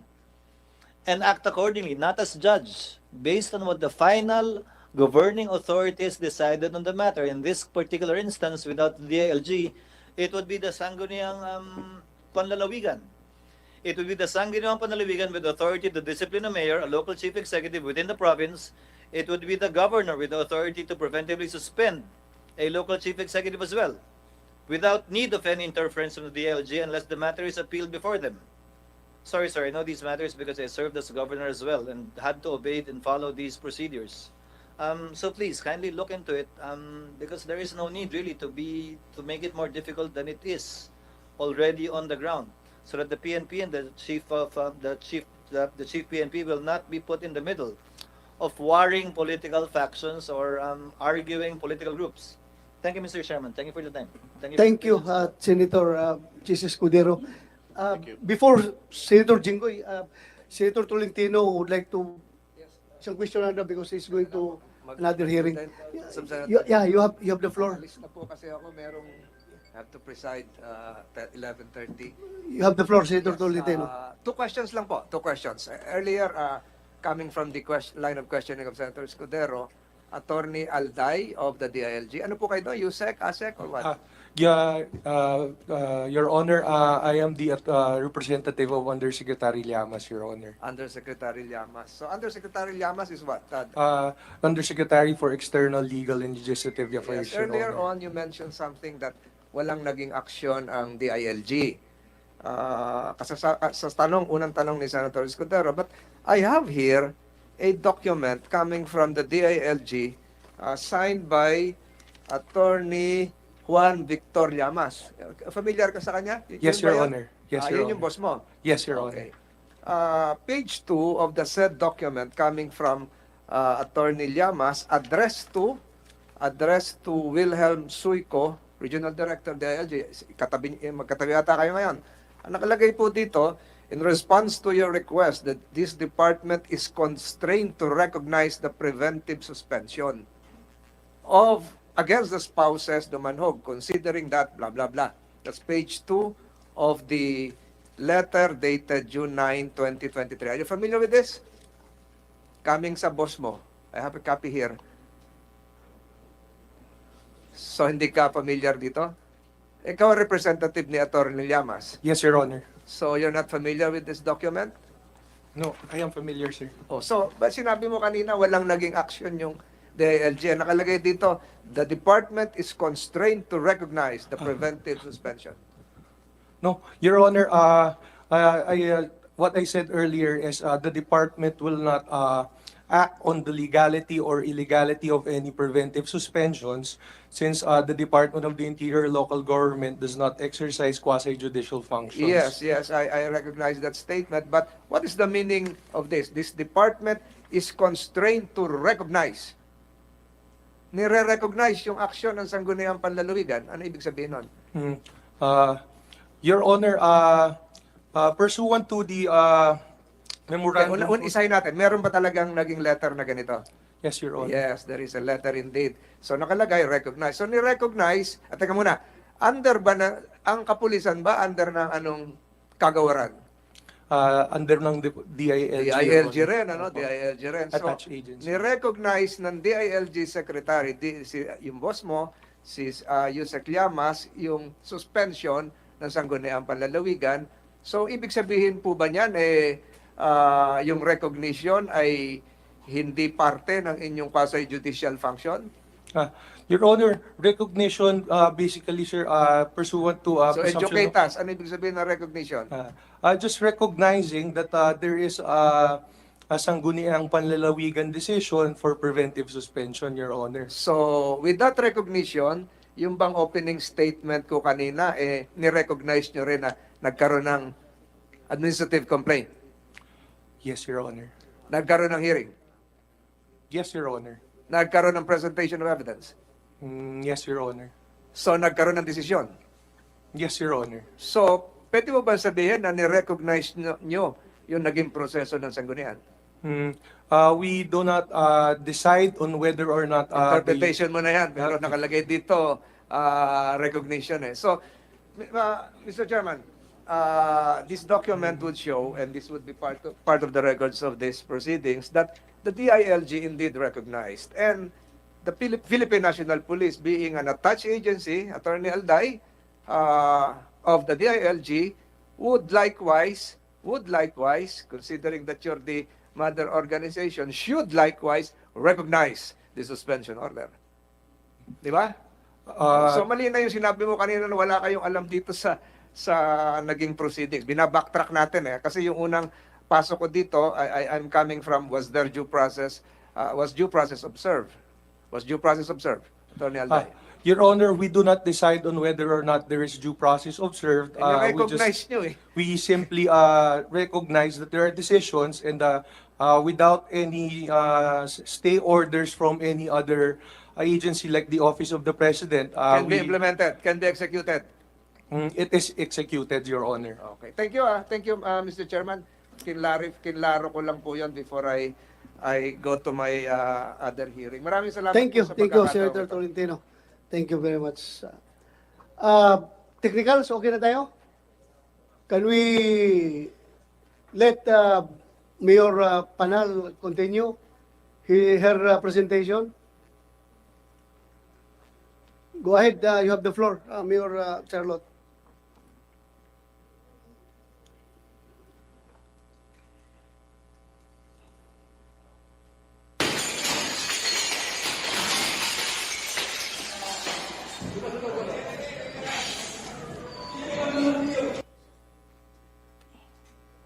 Mukhang judge. Sa imuhang mensahe sa katauhan sa lungsod sa Bonifacio. Kamusta man kakaron? Ang ako lang matagaan Naghang pa din yun, Your Honor, pero pwede ko namang i-discuss yun, yung breaking the glass. Sabi kasi kinasuhan yung father ko nila Sumagang. Sinabi ni Sumagang na binasahan daw niya ng Miranda rights. Sabi din ni retired Colonel Ampong na binasahan din daw niya ng Miranda rights. Kung makikita mo yung video na yan, binasag nila yung mga glass doon. Tapos meron yung dapa, ganyan. It's a forcible act yun. Nakabunet, nakalahat. Yun ba ang may nagbasa ng Miranda rights? Is this legal yung pagkagawa nila? We're just very lucky that those video, that's not coming from our end. May nagpasa lang yan, nakasama doon. Yes, post ka muna. Saan yung kwan? Yung next na picture? Yung may mga nakabunit na ayaw pakita mukha? O yan, mga... Sa imuhang mensahe O yun sa gilid. Post. O yun sa gilid, yan sa gilid. Paki-post. Nakabunit. Sino itong mga tao rito? Itong nakakalo na nakabunit, ayaw pakita na mukha. Tao ba niyo ito, Colonel, sinong... Yes, sir. Go ahead. Kaninong tao yan? Yes, Your Honor, those are our responders, PDRRMO employees or responders. Yes, sir. Mga nakaitim na yun. Being their chief, papayag ka ba na ganito yung appearance sa mga tao mo na mag-carry out ng legitimate order? Tingnan nyo, sir. Para mga tulisan na ayaw magpakita ng mukha. Bakit ganun? Pwede naman siguro mag-implement na ipakita ang mukha, hindi magtatago, kaya legal naman yung ginawa nyo. Di ba? Bakit ganun, no? Sir, kasi yung mga yan are our responders and ayaw din nilang ma-burn out or kasi... Bakit ayaw ma-burn out? Bakit ayaw ma-burn out? Legal man yung inyong in-implement kaya. Yes. Meron mang order na coming from the governor at saka coming from the Sangguniang Panlalawigan na tanggalin yung illegal occupant ng municipal hall ng Bonifacio. Bakit ganun? That cast doubt on the legitimacy of your operation. Kasi nga, tingnan mo yung forma ng mga tao nyo. Kung kayo nag-implement, bakit ganun? Yes, Your Honor, kasi na-implement namin, na-execute namin yung incident action plan early morning. So, kailangan meron silang mga sombrero at saka nakamask sila. Kasi, sir, protocol- you're my upper-classman, but please, I will tell it to the Marines. Bakit ganun ang forma? Pwede namang ipakita ang mukha. Pwede namang ipakita. Bakit magtatago tayo? Legal naman yon. Sir, Kaya kasi- nga, nagdududa tuloy yung mga tao sa Sir- ginagawa ninyo. Sir, this is, yung mask kasi is a mask doon sa responders. Sa protocol ng responders, may nakamask talaga yan. I could hardly accept statement na dapat talagang nakamask. Mr. Chair, you were But anyway, yeah, go ahead, Senator. you were carrying out Jinggoy. the legal order, correct? Am I correct? Yes, sir. Did you instruct them to wear bonnets? Hindi naman bonus yan, Oh, sir. mask. Sombrero. Sir, a protocol kasi sa responders to wear mask. Yung responders Even dun sa ambulance kasi, carrying out a legal order, is that a protocol? Is that SOP on your part? SOP, sir, ng responders, kasi nandun sila sa ambulance, is to wear mask for their protection also. Kasi nasa loob sila ng ambulance, sir, responders yan ng PDRR. So, yun ang protocol namin, to wear always mask. Kasi nga, pag nag-respond kami to an incident or accidents, kailangan nakamask yung mga tao natin. Hindi yan mga pulis, sir. Those are civilians. Sa ambulance, crew ng ambulance yan, sir. Yung mga yan. So these are the same people na umakyat doon sa munisipyo at kumuha kay Mayor Dumanhog. Yes, Your Honor. So pagkuha nila doon, nakita natin sa video, kahit na hindi sila sa loob ng ambulance, ganun pa rin na forma nila, di ba? Yes, Your Honor. So Ganun pa rin. you cannot tell us na ginawa nila yan, depensa yan dahil nasa loob sila ng ambulansya, health protocol, parang meron talagang tinatago na identity para kung mabulilyaso man yung operation na ginagawa nila, hindi sila mapapanagot ng batas. That simple civilian will think like that way. In that way. Isipin talaga, galing ka sa army, sir, ako galing sa police. Pag tayo gumagawa ng special operations, lalong-lalo na sa anti-terrorism, ayaw natin mabulabog yung ating identity, ganun ginagawa natin eh. Because somehow, baka mamaya, malaman nila kung sino tayo, liable tayo sa mga kaso or whatever, anong rarisbakan tayo. Pero in your case, you were implementing a legitimate order coming from legitimate personalities. So bakit kayo magtatago ng identity?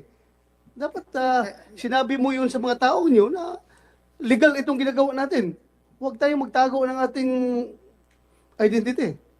Di ba? Yes, Your Honor. As I've said earlier, kaya nakamask kasi responders yan and that is a protocol for responders to wear mask. So, sir, kung responder nga, kung mask nga, dapat yung medical mask na gano'n, hindi yung bonnet na gano'n, no? Na magmukha tuloy-tulisan yung mga tao natin. But anyway, thank you for your explanation. Mr. Thank you. Chairman? Yes, go ahead, Senator Mark. Binanggit po kanina ni Governor Umunal na meron po siyang statement at mga ilang minuto lang. Total, hindi pa naman, I think, hindi pa ready yung presentation. Interesado din po ako sa statement ni Governor. Baka pwede natin pagbigyan naman si Governor at least ma-state niya yung mga facts regarding the case, regarding the case. Ganito na lang, Your Honor. Tapusin na lang natin ito kung para maganda yung flow of thought natin. Just in the interest of time kasi dahil lang hindi pa ready. So kung pag ready na, okay lang po. Yes. Mr. Chairman. But ang point ko lang, kung hindi pa ready, we can siguro in the interest of time also. Thank you. Yes. Thank you. Ready na. Ready ka na? Ready na. Mr. Chairman, Yes, we ma'am. arrived here at 10 o'clock. This is now 11:40. Hindi pa natatapos yung isang side. Magpipresent lang ng 5 minutes. Ayaw niyong pagpresentahan. Ano ba tayo? Fair ba tayo dito? Today is, this hour is 11:40. I came here at 10 o'clock. So, Yes, ma'am. Thank you. Dinig natin yung side ng kabila.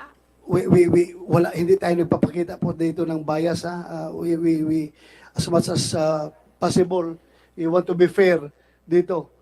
Pero sige lang, since gusto niyong mauna din, go ahead, Governor Waminal. Mamaya ka na. Unahin mo na natin ito. Sige, maiksi lang naman daw. Go ahead, Governor Waminal. Thank you very much, sir. The Honorable Senator Ronald Bato de la Rosa, the distinguished chair of this Committee of Public Order and Dangerous Drugs, Senator Jinggoy, Senator Villar, Mark, Senator Cynthia Villar, and the Honorable Senator Escudero, the congressman from the 2 districts of Misamis Occidental, Congressman Almonte, and Congressman Wominal of the 2nd District.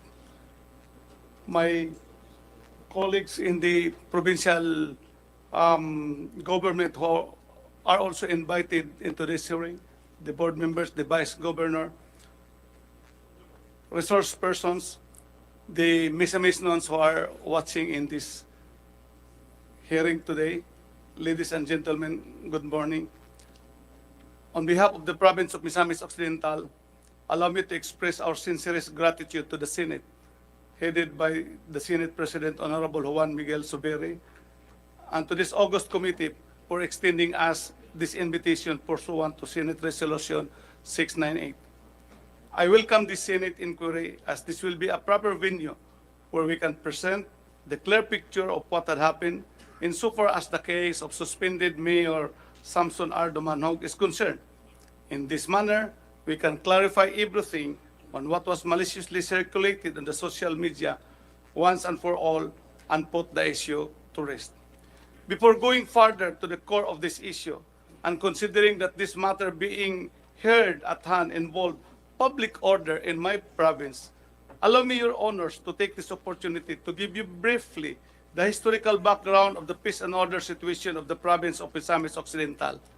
Perhaps all of us is aware that my province, Misamis Occidental, particularly the city of Osamis, was once a home of the organized crime groups like the Kuratong Baliling, the drug syndicates, and was even tagged as the drug capital of Mindanao.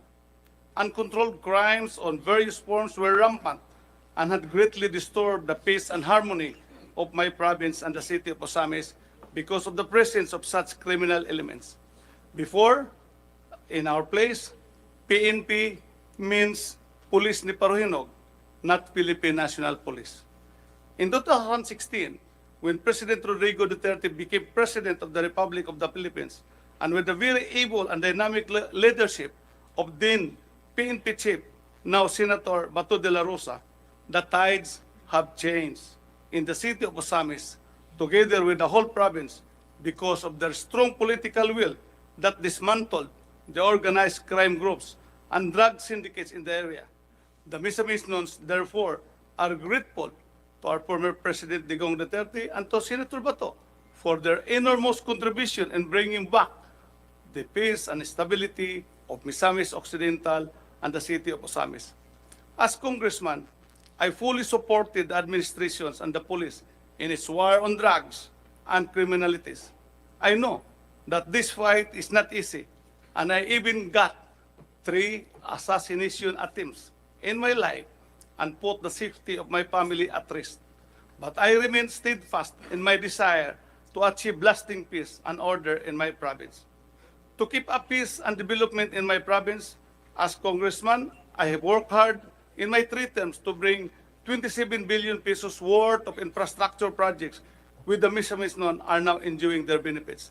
Thank you very much, Madam Cynthia Villar, Senator Mark, for being part of this billion of pesos that we had implemented in our province. Now, as Governor of the province, umarangkada na po ang pag-asenso ng Misamis Occidental with all your help, with our vision of 5 aims, which is Misamisnon, Magpuyong Malinahon, Malambuon, ug Malipayon, which means in English, Misamisnon, living peacefully, progressively, and happily, and good governance is the cornerstone of this vision.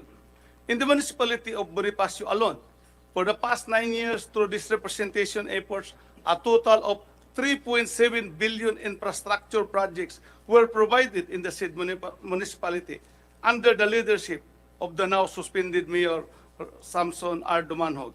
Ganyan ko po kamahal ang taga Bonifacio at si Mayor and Vice Mayor Dumanhog.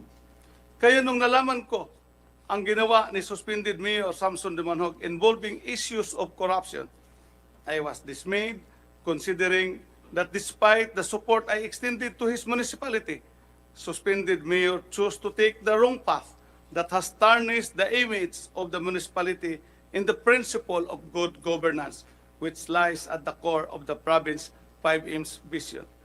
Mayor Dumanhog was once a close ally. Kaya wala siyang kalaban last 2022 election. During our Kim Asenso exclusive Christmas gathering on December 22, 2021, Mayor Dumanhog, being a party mate, was invited during the event, but surprisingly, he did not attend. During the said activity, a sniping incident happened that almost took my life and killed my vice gubernatorial candidate, the late Mayor of Lubisayna, Michael Gutierrez. The case remains unresolved until today. Sana mabigyan ng pansin with this current administration at ma-resolve na ang incidenting ito so that justice will be served. Your Honors, to fully understand the issues against suspended Mayor Samson Dumanhog, allow me to present a brief background on the antecedent facts of the case. On September 22, an administrative complaint for abuse of authority, dishonesty, and grave misconduct was filed against Mayor Samson Dumanhog and Evelyn Dumanhog before the Sangguniang Panlalawigan of Misamis Occidental for the procurement of overpriced and surplus units of amphibious excavator and garbage compactor truck. The case was docketed as SP Admin Case number 02-22. The allegations were that second-hand, underspeaks na, overpriced pa.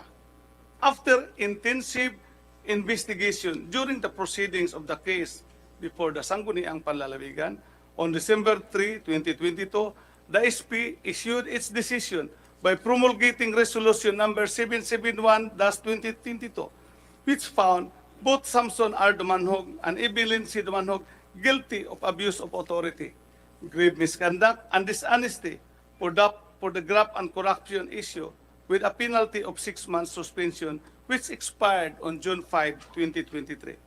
Then during the course of their suspension, on December 12 to 14, 2022, suspended Mayor Samson Dumanhog and suspended Vice Mayor Evelyn Dumanhog appeared at the Municipal Hall of Bonifacio and assumed office as Mayor and Vice Mayor respectively, despite the aforementioned suspension. Due to their illegal assumption of office, another administrative complaint was filed against Mayor Samson Dumanhog and Vice Mayor Evelyn Dumanhog before the Sangguniang Panlalawigan on March 13, 2023, now for betrayal of public trust in relation to Section 60, Paragraph B, C, and H of Republic Act 7162. The case was docketed as SP Administrative Case number 01-23. On May 29, the SP issued Resolution number 387-23, recommending to the Provincial Governor to cause a 60-day preventive suspension against Mayor Samson R. Dumanhog and Vice Mayor Evelyn C. Dumanhog in relation to Admin Case number 01-2023.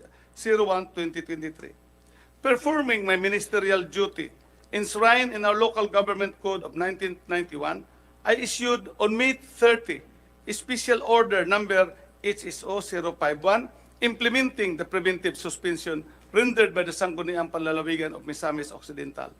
The order of suspension contained a Special Order number HSO 051 along with the resolution of number 387-23 were served by the duly authorized process servers in different offices of the municipality. However, Mayor Samson R. Dumanhog, with the assistance of SB member Maclis de Panal, the grandson of the mayor, refused to receive the order and locked themselves in the office of the mayor and prevented the servers from performing their duties. On May 31, 2023, suspended Mayor Samson Dumanhog still did not leave his office and refused to acknowledge the said order's issuances. Here, it was also discovered that some offices of the municipal hall were forcibly closed in order not to let employees in. On June 1, 2023, I issued a Special Order number HSO 054, invoking the provision of the Local Government Code that the local chief executive can tap all national law agencies, including law enforcers, in addressing to suppress this order, requesting the provincial director, police director of the Philippine National Police to clear the premises and take appropriate action response against the suspended Mayor Samson Dumanhog, suspended Vice Mayor Evelyn C. Dumanhog, SB member Maclis Panal, and other unauthorized personnel in order not to hamper the delivery of basic public services and to maintain the peace and order in the municipality of Bonifacio.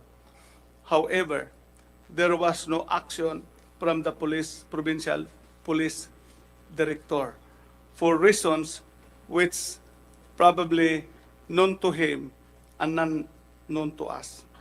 So, on June 3, 2023, due to the inaction of my police provincial director, I called a special meeting, urgent meeting with the members of the Peace and Order Council to discuss the situation on how to address the ongoing crisis in the municipality of Bonifacio. It is there that I activated the Incident Command System through Executive Order Number 38, pursuant to Republic Act 10121, and its implementing rules and regulation as recommended by the members of the council present, as the Incident Command System does not only cover calamity, but also public safety. On June 4, 2023, attempts were made by the previous incident commander to clear the office of the municipal mayor from the unauthorized occupation of the suspended Mayor Samson Dumanhog, but to no avail. The Dumanhog still went under unlawful occupation in the municipal building. On June 5, 2023, I went to see the ILG Secretary Benhur Abalos to seek for his guidance on the impasse, so that on June 7, 2023, after my meeting with Secretary Abalos, the ILG Region 10 Director issued a memorandum recognizing Ricky R. Bulahan as the acting mayor of the municipality of Bonifacio. This was supported by a letter dated June 9, 2023, coming from the ILG Central Office, which upheld the presumption of regularity and again recognized acting mayor Ricky R. Bulahan. Despite of these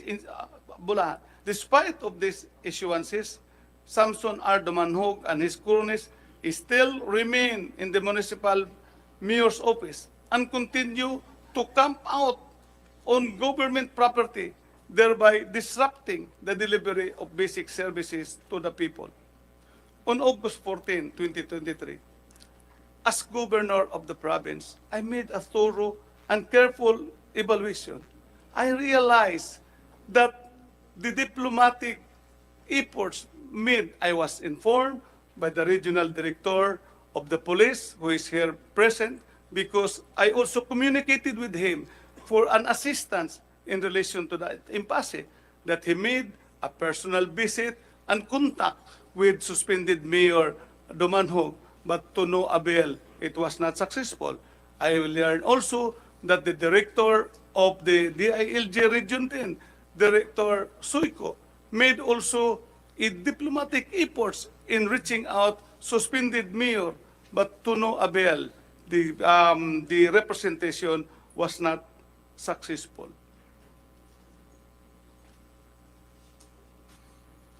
I now started to realize that the role of man is now getting in place in the municipality of Bonifacio. As governor of the province, I cannot tolerate that, because that is my duty and my oath. I am committed to uphold the role of law. So that I amended my executive order by issuing another executive order number HSO 039, reorganizing the incident command system structure, placing retired Brigadier General Joseph P. Villanueva, PME class of 1985, my provincial disaster risk reduction management officer, as the new incident commander, with my specific instruction to suppress the disorder in Bonifacio peacefully and adheres to the utmost protection of human rights without harm to anyone.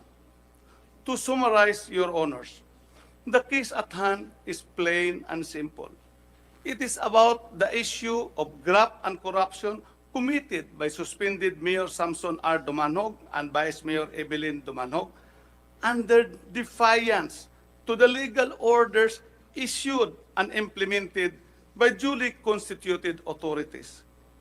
Through their tricks, by using social media, they sensationalize and dramatize the incident to make it appear that they are being oppressed by the police and the provincial leadership in order to gain sympathy for the purpose of covering up the real issues of corruption, unlawful occupation, and defiance to legal order.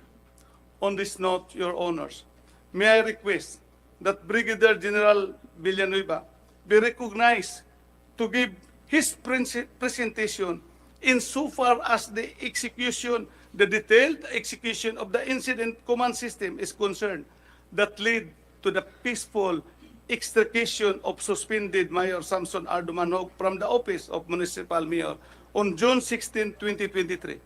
This is to unveil the truth, as he will be presenting video presentation also of what had really transpired during the said incident to prove the fact that suspended Mayor Samson Dumanhog was not inhumanly and violently treated by the Philippine National Police as alleged, and that ICS was only performing its mandate within the bounds of the law.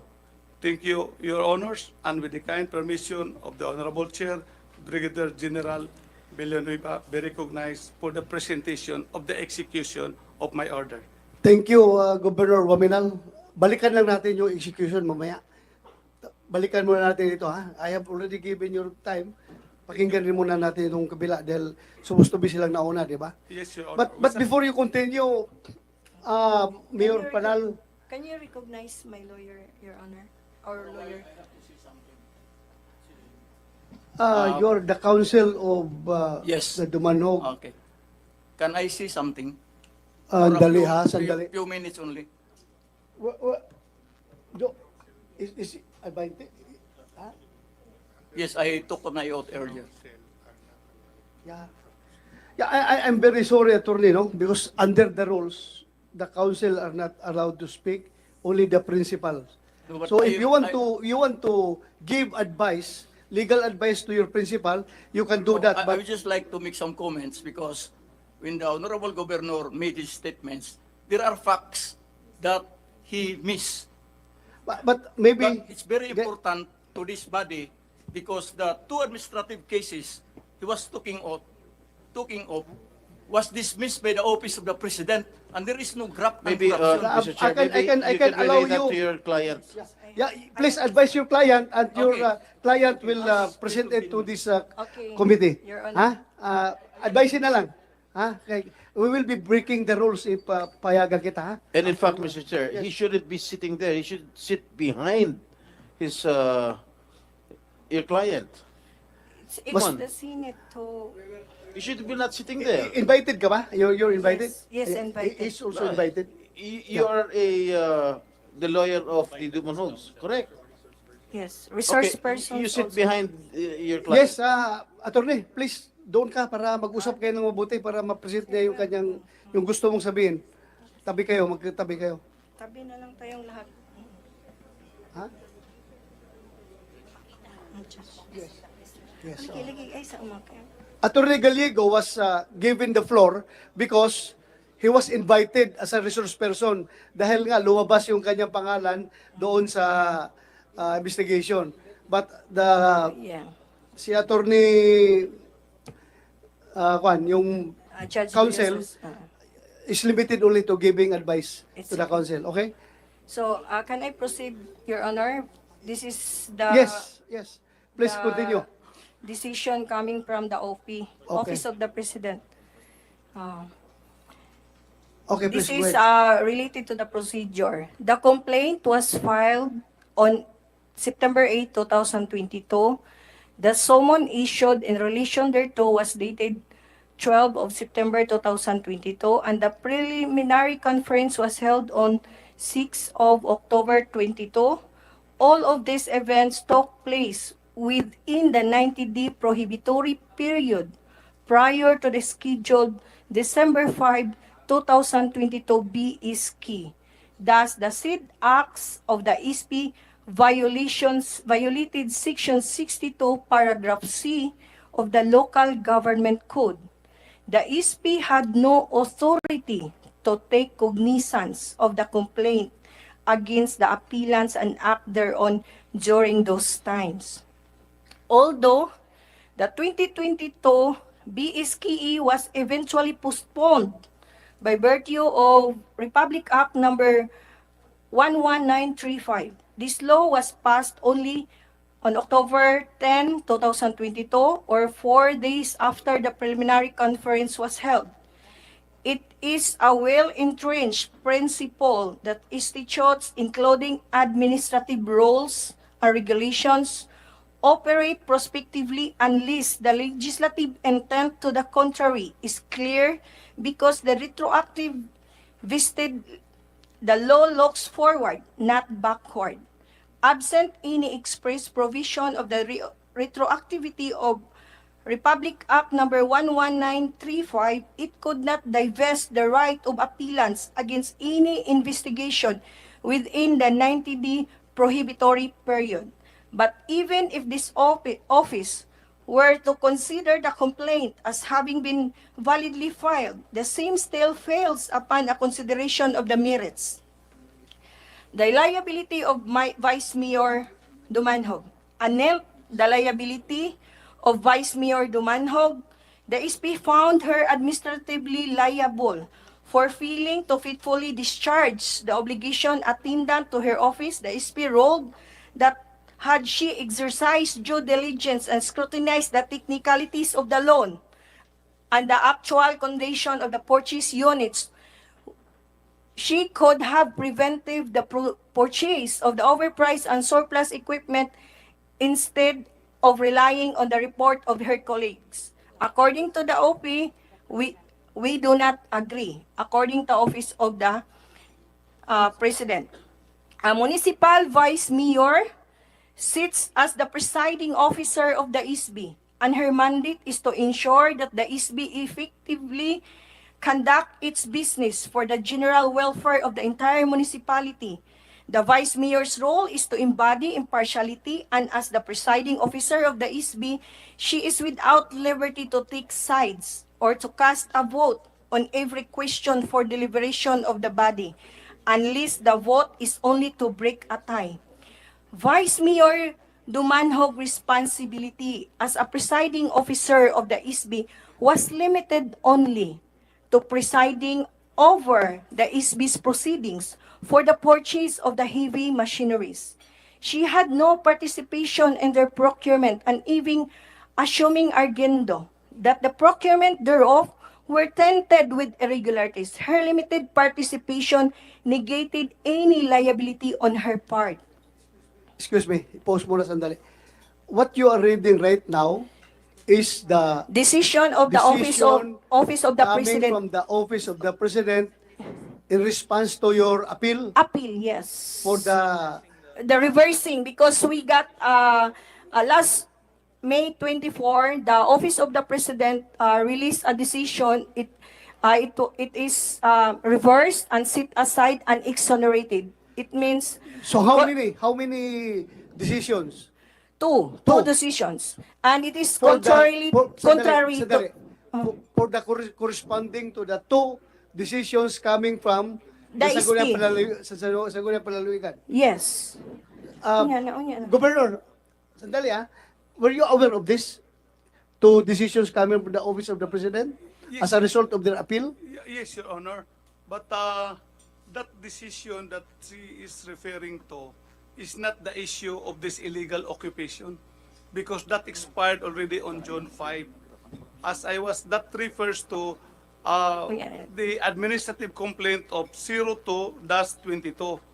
The one that the was served by them on May 30 is the case of 01-23. It was the third case, Your Honor, and that is that case that they defied the order of the Sanggunian and did the illegal occupation of the office of the mayor. Yes, sandali. Go ba? Para maklaro tayo dito. Meron silang dalawang desisyon ang sangguniang panlalawigan. Tatlo? Tatlo na. Ano yung pangatlo? Itong 01-23, which was implemented ang preventive suspension, iyon yung May 30. That's the preventive suspension na hindi nila that they unlawfully continue to occupy the municipal hall, and that lately the decision for its 6 months penalty was decided just last week. But sandali their legal occupation, according to you, was anchored on the fact that they were suspended by those two sangguniang yung dalawang desisyon na yun. No, Your Kaya after this,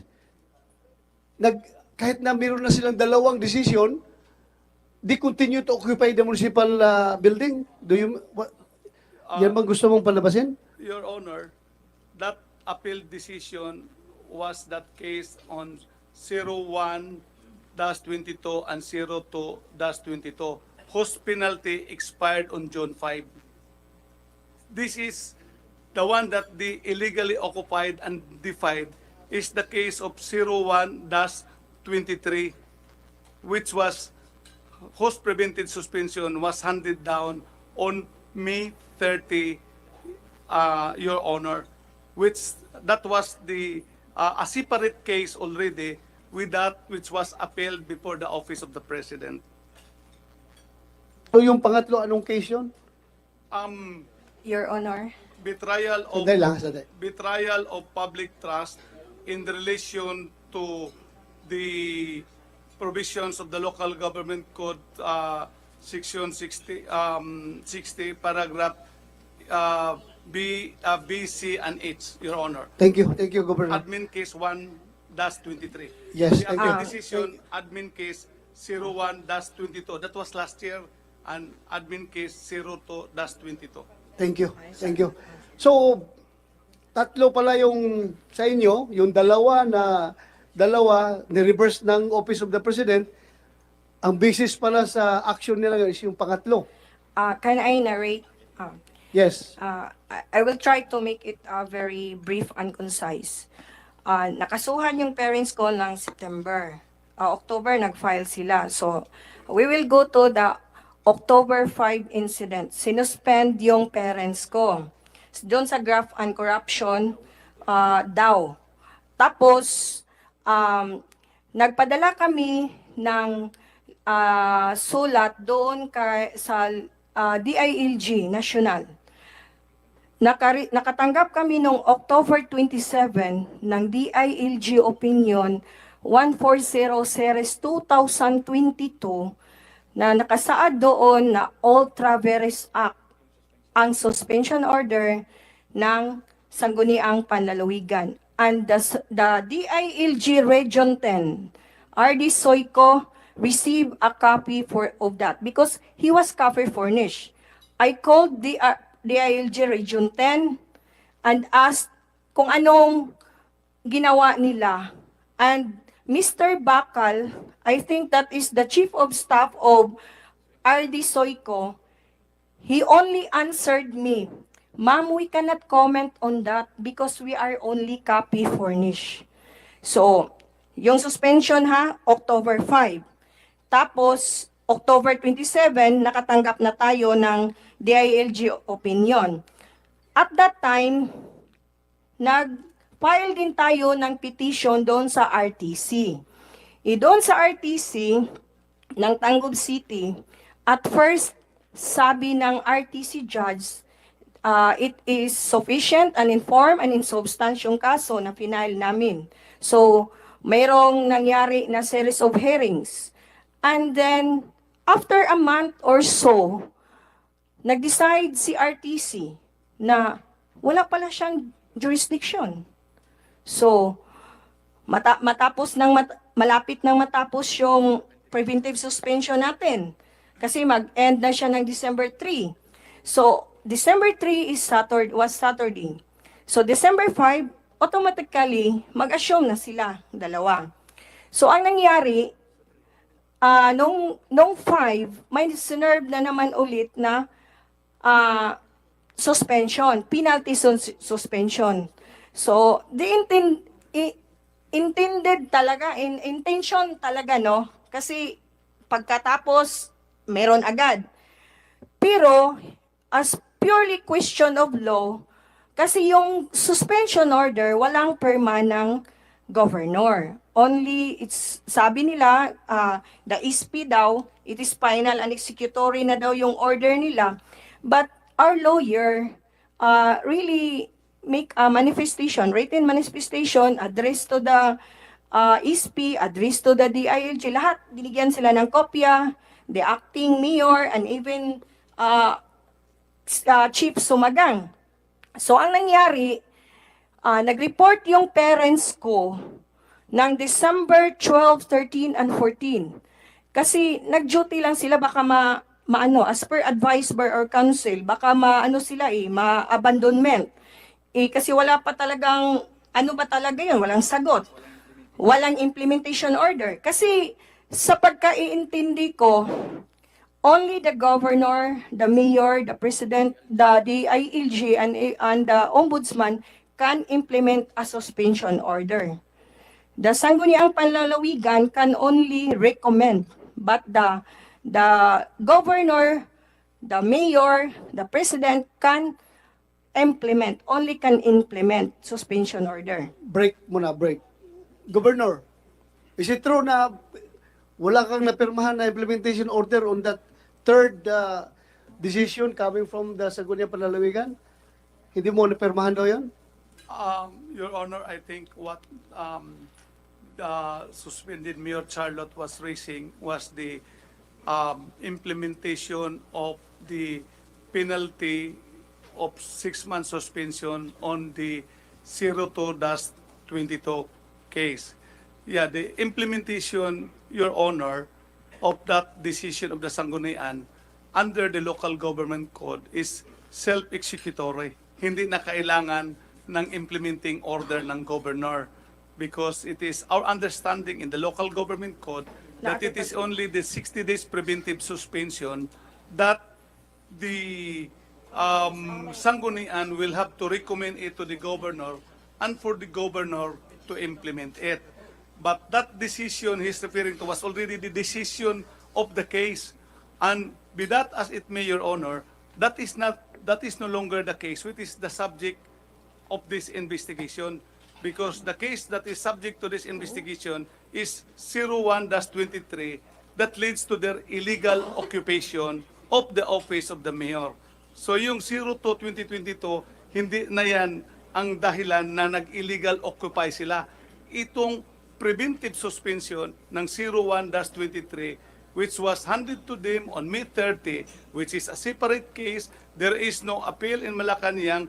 They went to the court for a TRO, but until today, there was no TRO issued by the court. And the 60 days preventive suspension expired already last July 30, Your Honor. So again, let me reiterate, the issue of this inquiry is the illegal occupation of the suspended Mayor Dumanhog on the order of the Sanggunian suspending them 60 days, which was issued on May 29 and was implemented by the governor on May 30. Thank you. Mr. Chair. Yes. Sabi ni Governor, it is separate. 'Di ba? Sabi niya, yung ang issue dito, binalik natin kasi doon nag-umpisa ang lahat na 'yon.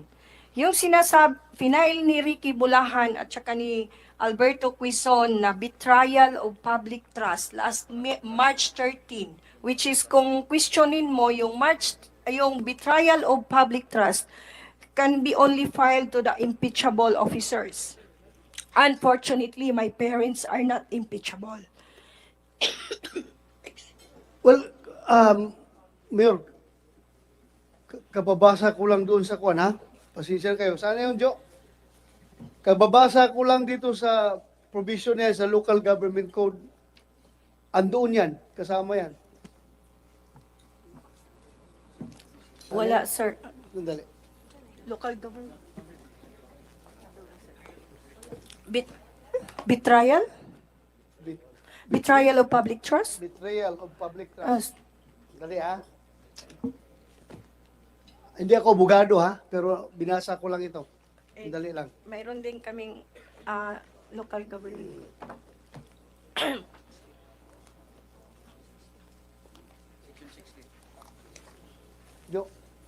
Jo, saan na yung code? Yung particular provisions of the revised penal code? Ay, mo na...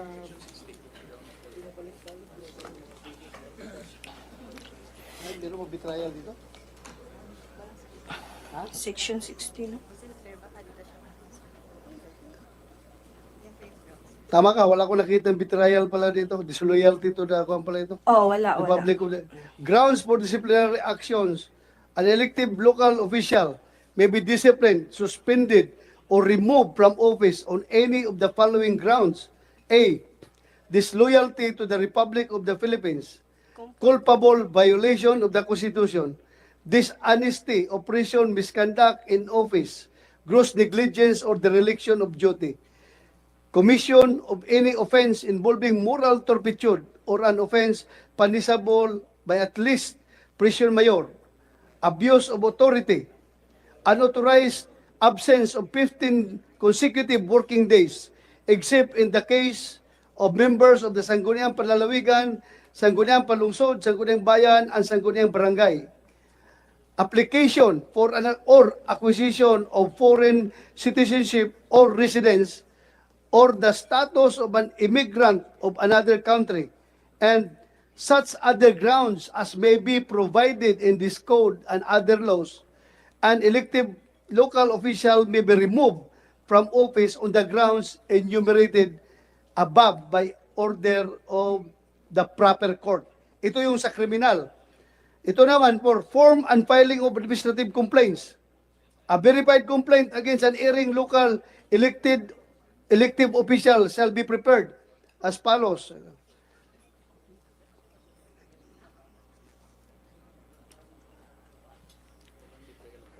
So wala talaga, Senator. Walang nakalagay doon. So kaya nga, hindi talaga impeachable officers yung mayor at saka vice mayor. It only happened in Misamis Occidental na ang mayor at saka vice mayor nagkakaso ng betrayal of public trust. Okay, thank you. Pwedeng pasagutin natin sino bang presiding officer ng Sangguniang? Sir, Your Honor, Vice Your Gov? Honor, pwede mag-suggest kung sino magsagot sa kanila. Hindi, yung presiding muna, tanungin ko. Sino bang isang gusto mong magsagot? Siya at saka si Lahay-Lahay. Lahay-lahay. Vice Governor, you are the presiding officer, di ba? She's the committee chairman yan. Committee chairman. Attorney Hinji Estanio. He is very aware of that betrayal of public trust is not, you cannot find it in the local government code, but he ignored. Nag-out na yun, naka-out na yan. Nakapag-out ka na, no? Please, Yes, Your Honor. state your personal circumstances para makilala ka. I'm Board Member Henji B. Estanio, Your Honor. Pakiulit. Board Member Henji Estanio. Estanio. Estanio. You are The Sangguniang Panlalawigan member, Your Honor. And the presiding officer of the admin case 01-23 as designated by the provincial vice governor. Okay, go ahead. Yes, Your Honor. Before I'll start, Your Honor, we welcome the statement, the preliminary statement of Honorable Tolentino a while ago, that this is the avenue in order to thresh out whatever ambiguity that lies within the functions of the quasi-judicial body members, Your Honor. But In the presentation of the suspended Mayor Charlotte, Your Honor, uh, it is their interpretation, Your Honor, that betrayal of public trust is not included under the local government code. However, there, there was also provisions that any other, yung binasa nyo kanina sa last part, Your Honor, any other grounds as may be provided for under the rules or the law. Yung H po. Ito yung such other grounds as may be provided in this code and other laws. Yes, Your An Honor. elective local official may be removed from office on the grounds enumerated above by order of the proper court. Yes, Your Honor. But also, Your Honor, during the presentation, Your Honor, the counsel of the complainants give his manifestation in relation to the term that the complaint. But we studied it, Your Honor. But under the, kasi procedure ito, Your Honor eh.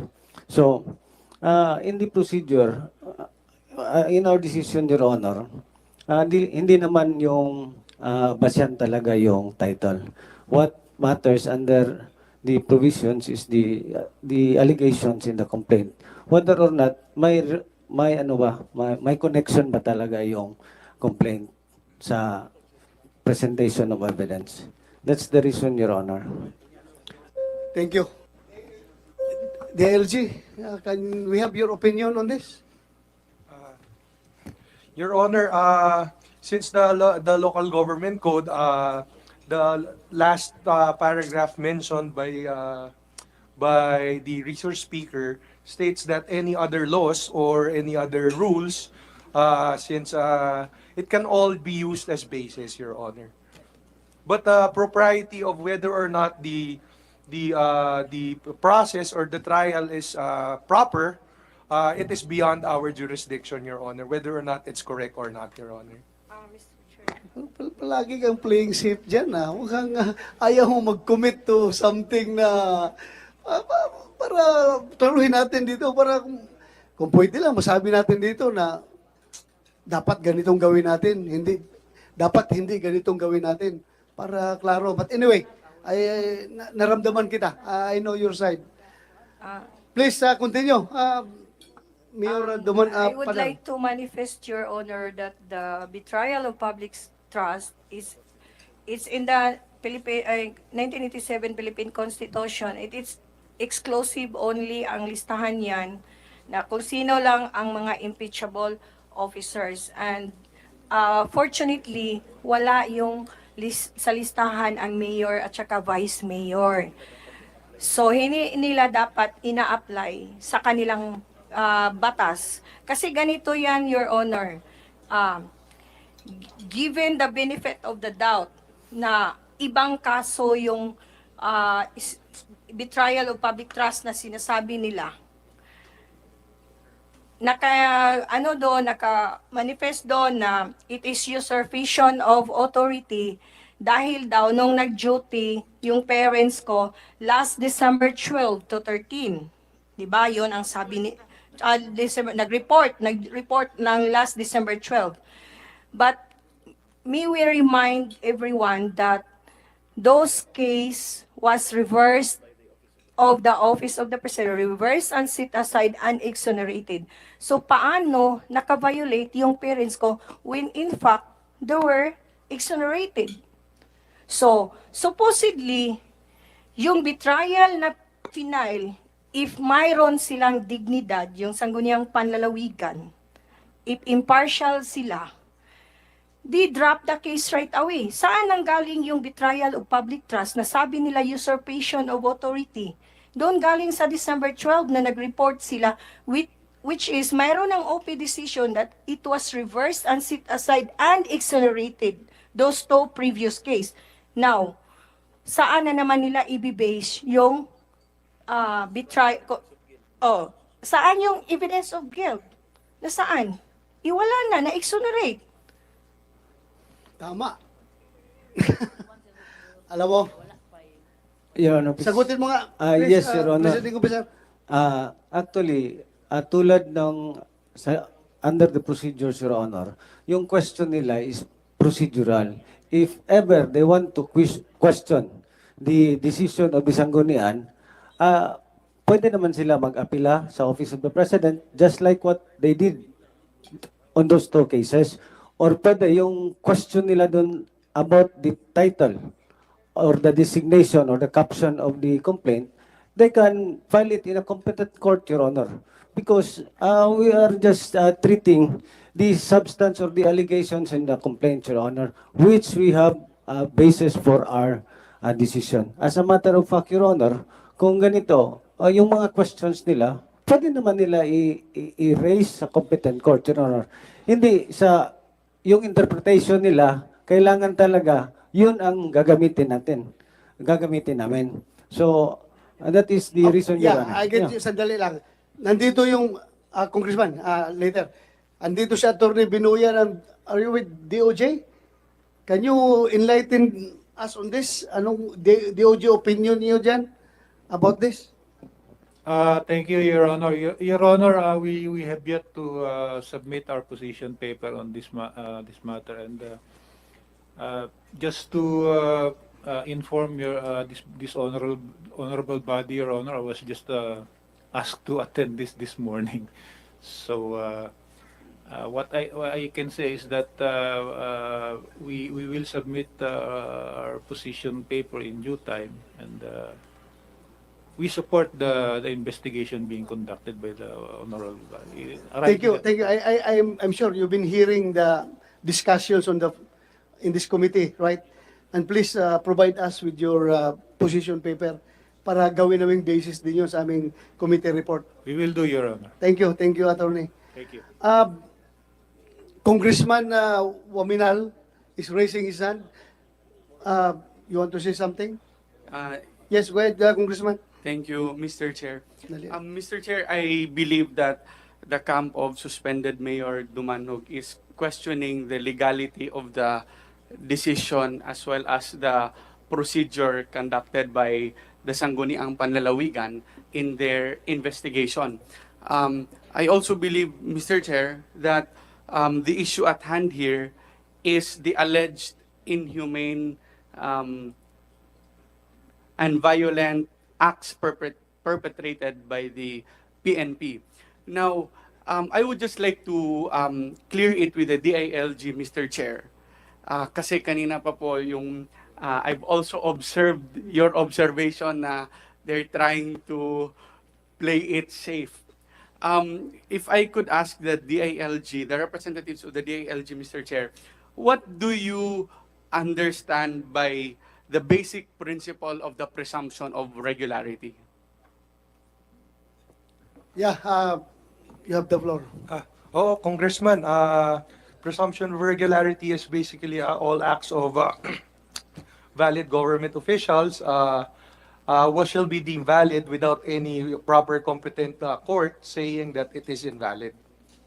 So, as per records, on June 7, the regional director issued a memorandum recognizing acting Mayor Ricky Bolahan as the mayor of Bonifacio, the municipality of Bonifacio. I just would like to remind my colleague that you can address your question to Mr. me. Chair. Then I will. Question, Mr. Chair. Yes. For a while. Is Congressman Ando Waminal part of, is a resource person of this Senate hearing?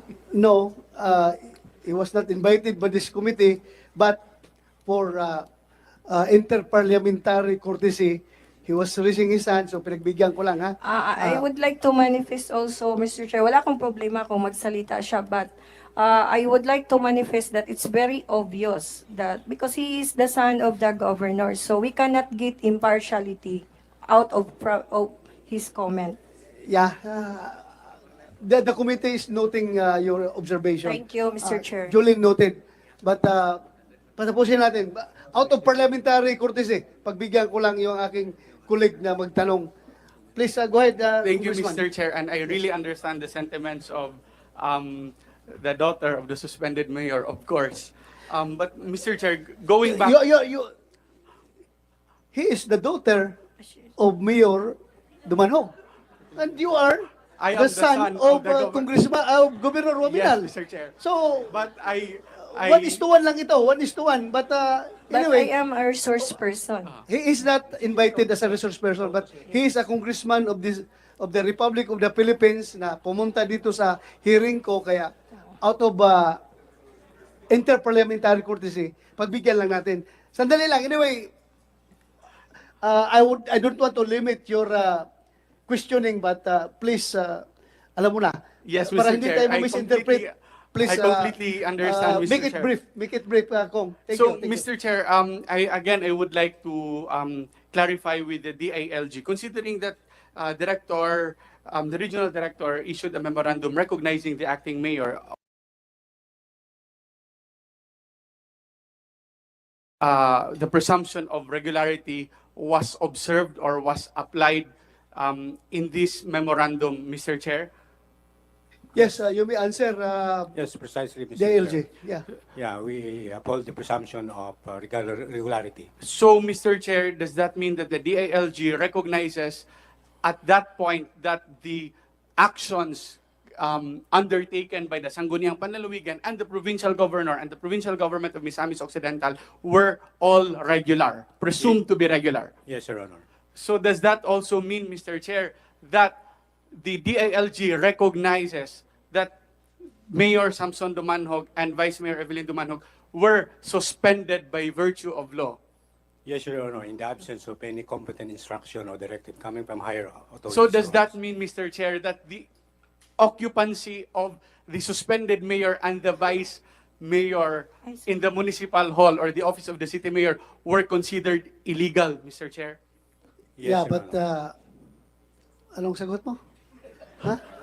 Come again, when I have the question, sir. Yeah, but I don't want this committee to be misconstrued. Your Honor, I would like to ask To be taken over by by Congressman Wominal, ha? Yeah. Pero out of courtesy, sige, please. Yes, Your Honor, I would like to Okay na yun, ask last the na yun. question. Kong. Yes. So, Mr. Chair, I would like to amplify the answer of the regional director of the DILG. So the Director Suico is saying that indeed the acts committed by the suspended mayor and the suspended vice mayor and their entire family were against the law and indeed illegal. Am I right, Mr. Chair? Excuse me, Yeah. Mr. Chair. Yeah, pasagutin mo natin si Yusik.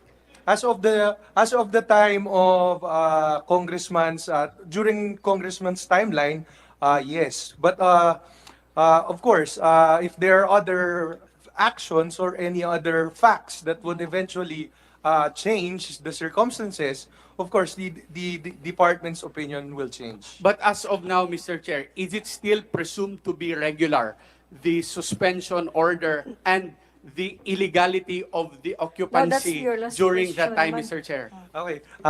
Your Honor, the opinion is being rendered without prejudice to any contrary opinion of competent authorities and courts, no? As of this moment, sir, if there are no other higher authority or no order of court saying that the acts of the lalawigan is illegal or not according to law, by operation of law, it is regular, Your Honor. Okay, thank you. Kong, So, okay na? Okay, patapusin mo natin si... Can I just insert one? Yeah. I would na like yata yung to ubusin clarify, ng oras. Mr. Chair, the DILG said it is regular. So does that mean that the occupancy was illegal? Yun lang po yung gusto ko marinig from the DILG, Mr. Chair. Thank you. Last answer. After that. Your Honor, we are not fully given all the facts between both sides, so any opinion with the DILG will be ill-informed at this moment, Your Okay. Honor. I understand your position. Thank you. Thank you. Continue, Mayor. Continue. Your Honor, since sumagot na din si RD Soyco, baka masagot din niya na saan sila nung lumabas yung DILG Opinion 140 Series 2022 na Ultra Vires Act, yung nangyari noong October 5. Kasi kailangan nating ibalik yun eh. Doon nag-umpisa. Bakit wala siyang masagot dyan? And Can we summon, Senator, can we subpoena all the documents related to the memorandums coming in and out from the DILG, from the municipality of Bonifacio going to the province, to the region, and to the national, and vice versa? Kasi sa pagkakaintindi ko, RD Soyco omitted a lot of facts. He is very one-sided. Okay, RD Suico, can you Yes, provide this yes, sir. committee all the records? We will, Your Honor. Ah? We can provide, Your Honor. Dosisticum. Ah? Yes, Your Honor. Thank you. Your Honor, because Your Honor, the letter that the side of mayor and vice mayor is stating is DILG opinion number 140 series of 2022, no, Your Honor. In our office, Your Honor, we release letters based on who wrote the letter to us. So basically, sir, our opinions are merely based on the letter or the request for questions of the people who wrote the letter. Precisely. That in is this your case, sir, opinion. sir, Your legal opinion. opo. So in this case, Your Honor, this letter is basically just answers to the inquiries of Mayor Samson Dumanjog and Evelyn Dumanjog. This opinion is not cannot be used Dumanhog, as Dumanhog, hindi Dumanjog. Dumanhog. Dumanhog. This letter cannot be used as basis for any legal action, Your Honor, since these are just recommendatory opinions by the DILG, Your Honor. Thank you. Thank you. Please continue, Mayor. Sir, bakit hindi si RD Soyco ang nagsagot? Kasi ang tanong ko, address to RD Soyco. And Hindi, address mo sa akin. Address mo sa akin. Yun ang tanong ko, sir. Bakit hindi si RD Soyco ang magsagot?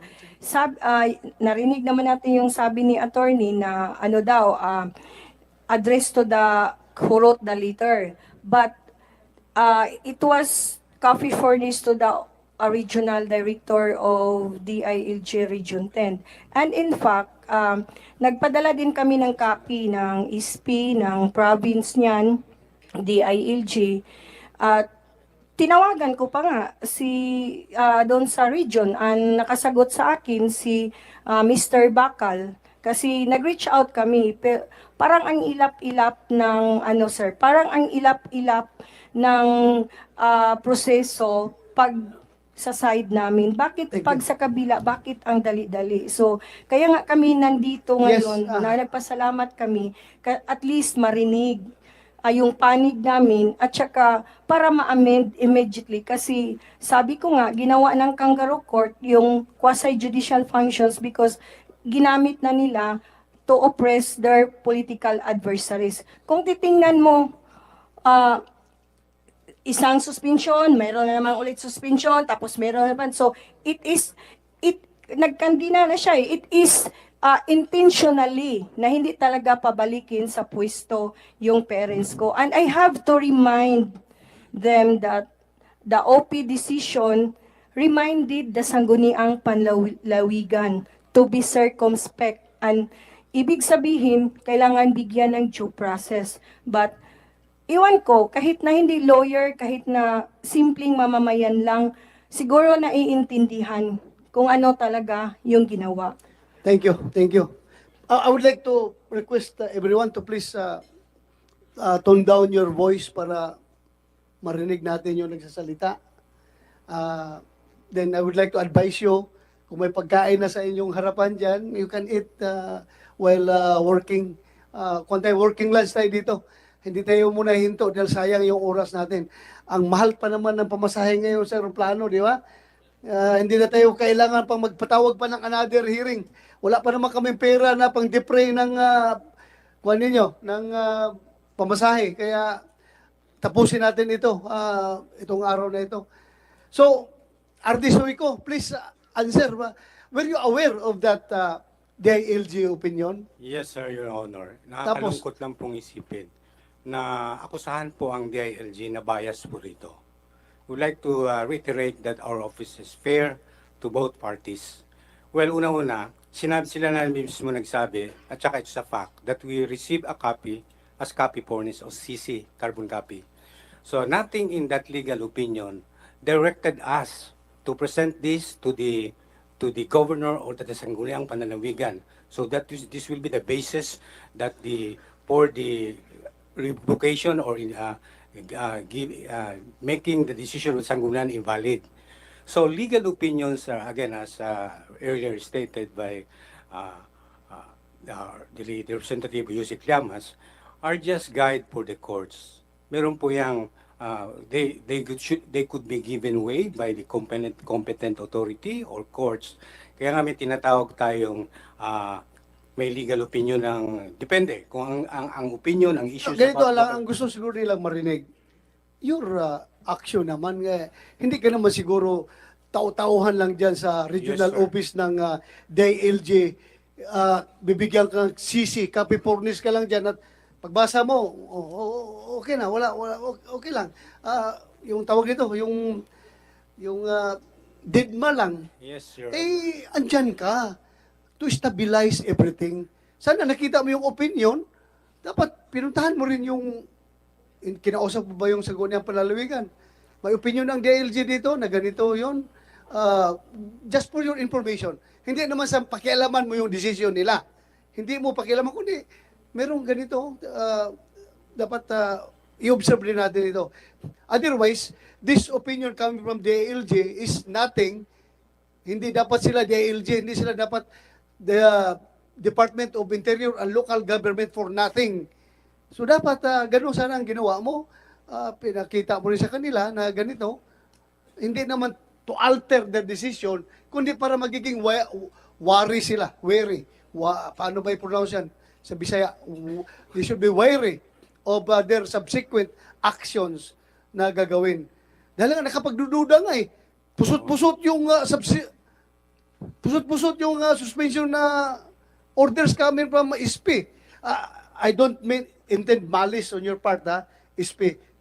Ako lang, being kung ako ordinaryong citizen, mungutahan na po ko, nganong gapusot-pusot man yung suspension ni Mayor Dumanog after sa duha, pag reverse sa Malacanang, nanapo dayo ikatulong nga gisunod.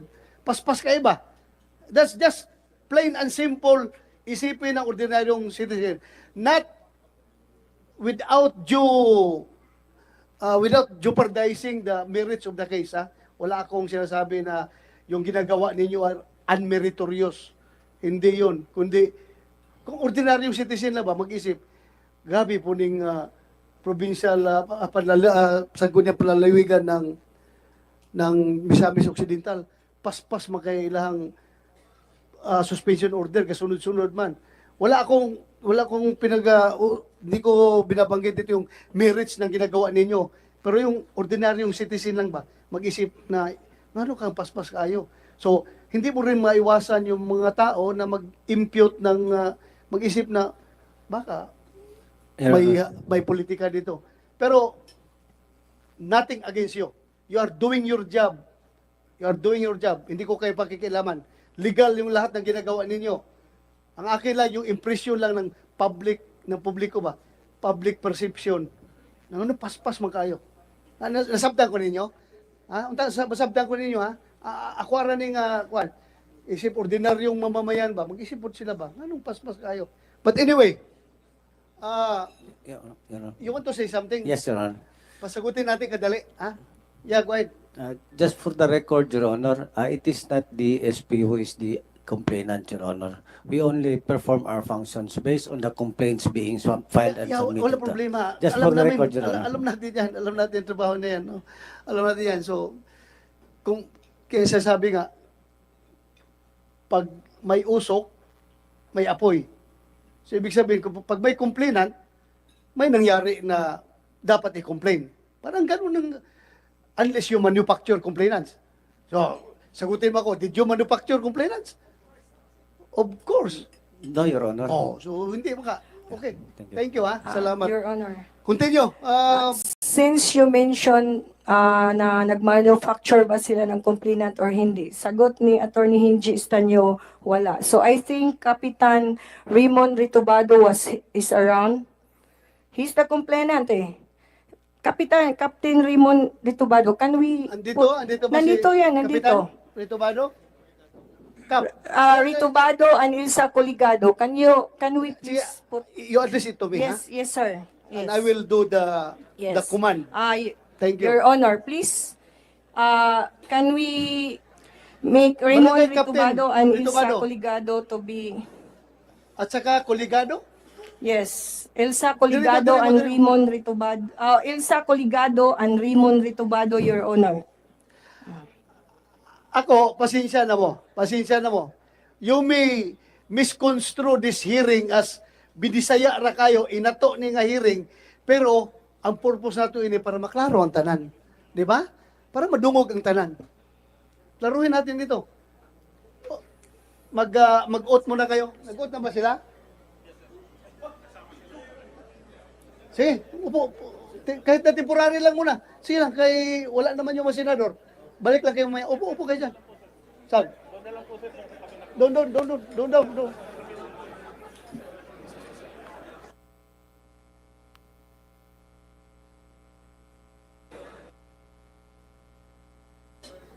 Sige Kap, lingkod mo dia. Lingkod. Your Honor, Pwede hindi sila i-ano kay Hinji Estanyo. Nagkuha na kayo? Nakapag-oath kayo? Kayong dalawa? Kamong duha? Ganiha? Okay. Tinawag kayo dito para magbigay ng inyong statement as to the case. Kasi baka nagdududa sila na manufactured complainant kayo. Sige nga, we will listen to you. Ang mauna si Raymond. Your Honor, Yes. pwede pasalitain mauna si Ritobado. Oh, sige. Wala yung problema. Ritobado. Kapitan. Go ahead.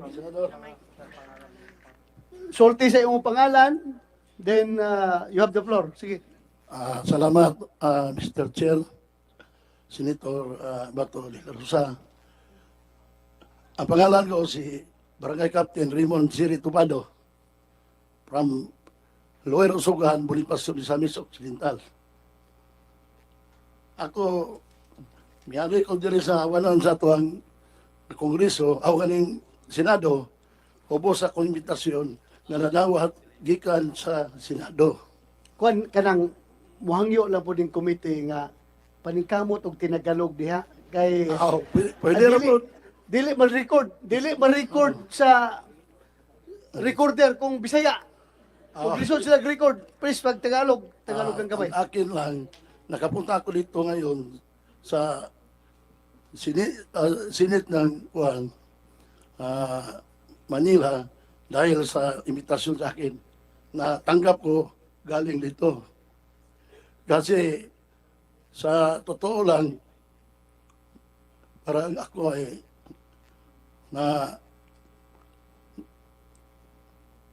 naalanganin dahil sa panahon. Ulan or may bagyo, pinuntahan ko dito para malaman sa buong Misamis Occidental sa Bonifacio na ano ang nangyari sa aming bayan. Oh, sige. Anong nangyari? Sabihin mo.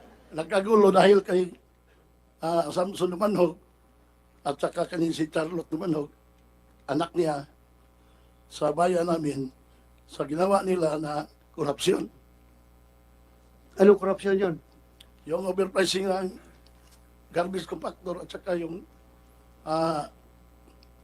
amphibious excavator. Okay, so ikaw yung complainant doon? Yes, Senador. Okay, thank you. Meron ka pa ibig sabihin? Wala na. Siya na mo. Mauro to. Ikaw na po. Go ahead. Ako po si Elsa Coligado, isa ka lumulupyo sa Misamis nun sa Bonifacio, Misamis Occidental. Kap, Nahibulong sandali. ko. Kwan, kaya mo magtagalog? Kasi Hindi gina-record. po, hindi po. Sige, sige. Wala tayong mahimo. Wala tayong mahimo. Padayon. Padayon. Nahibulong ko nga nung na-appeal ko og imbitar ani nga komite sa place and order and the drugs kabahin sa Sinate Resolution number 698. Ni aning Hunyo 16, 2023, naara ko sa among balay sa Lumapas Bonifacio, Misamis Occidental. Nakabalo lang ko nga ang suspendidong nga si Samson Dumanhog gitangtang gikan sa opisina sa misnon kay yang nagdumili og nagdumili siya pag kanaog sa maong musipyo. Ang akong kuan nga katong kaso nga garbage compactor truck ning kambas siya og 3.5 million, ang actual 7.5 million. Ang previous excavator 17 million, 13 million ra ang actual. Maura na ako Yes, sir. So, kamong duha ang complainant atong Yes, kaso. sir. Wala mo gi-manufacture. Wala. Wala mo gi-imbita nga pagpahin mo kaso kay para ma-suspende na. Wala. You filed the case in your own free will. Yes, sir. Wala yung nag-influensya sa inyo. Wala. Your Honor, yes. I would like to manifest that those two complainants, maybe hindi sila aware na na-reverse and reverse and set aside and exonerated na yung case na nireklamo nila. And hindi sa sa sitwasyon nila, nahirapan nga silang magbasa, di ba? Can we request them because according to their judicial complaint na based on research through internet, so can we ask Raymond Ritubado, your honor, to demonstrate how to make a research on the internet? Because that is based on her judicial affidavit.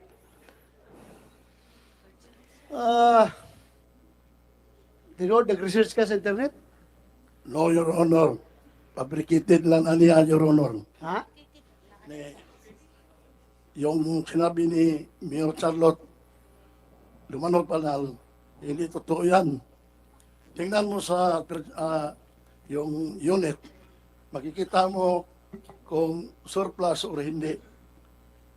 Ang bago. Ang surplus. I-ocular inspection para makita nyo kung ano katotoo. Your Honor, Yeah. can Go ahead. I say something? Ang tanong ko, nag-research, kasi hindi ako nagsabi na nag-research sa, bakit sinabi niyang fabricated eh? According to his complaint, judicial complaint yan, hindi ako yung nagsulat ng complaint, hindi din ako nagpirma, siya yung nagpirma. At ang tanong ko sa kanya, and can Attorney Santiago is coaching the two. Attorney Santiago is the lawyer of Governor Waminal and acting Mayor Bulacan. Anyway, it doesn't matter kung lawyer siya ni Governor Waminal kasi ito namang dalawang nandito na inibitahan natin, they also deserve a lawyer. Kung yan ang okay lang ba sa inyo na i-coach mo ni lawyer Attorney Santiago? You are Attorney Santiago?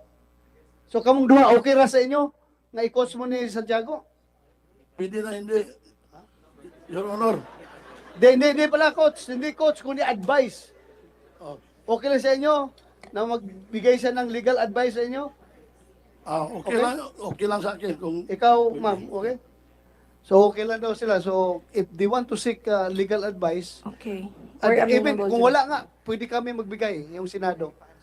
Ang akin lang, Your Honor, ipasagot yung question ko. Kasi, ang tanong Ano nga ulit yung question mo?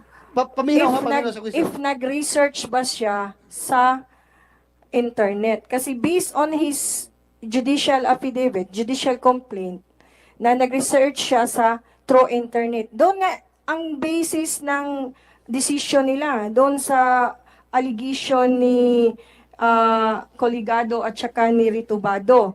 And in fact, the Office of the President, kinote yan na it's merely heresy. Okay. Ang pangutana sa inyo is, tinuod ba na nag-research mo sa internet? Mr. Chair, Ah. hindi Hindi kay nakabutang na sa inyong affidavit, di ba? pero sa totoo lang, hindi na pwede i-research kasi may sasakyan ako, alam ko ang surplus at alam ko ang bago. Hindi nga, ang tanong ba, kung tinuod ba nga nag-research mo sa internet, kay gisulti man ninyo dito sa inyong affidavit, so this is one way of checking the veracity of your statement. Kaya klaruhin nato kung tinuod ba yung sulti. Oh, yes. Nag-research ka? Yes. Kabalo ka mag-research? Hindi, Sa internet? nagpaturo na ako. Kisa nagturo? Yung anak ko. Anak mo? Oh. So, saan nakita ni mo? Yung nervous compactor na hindi bago. Ang presyo, iba. Iba? Oh. Okay.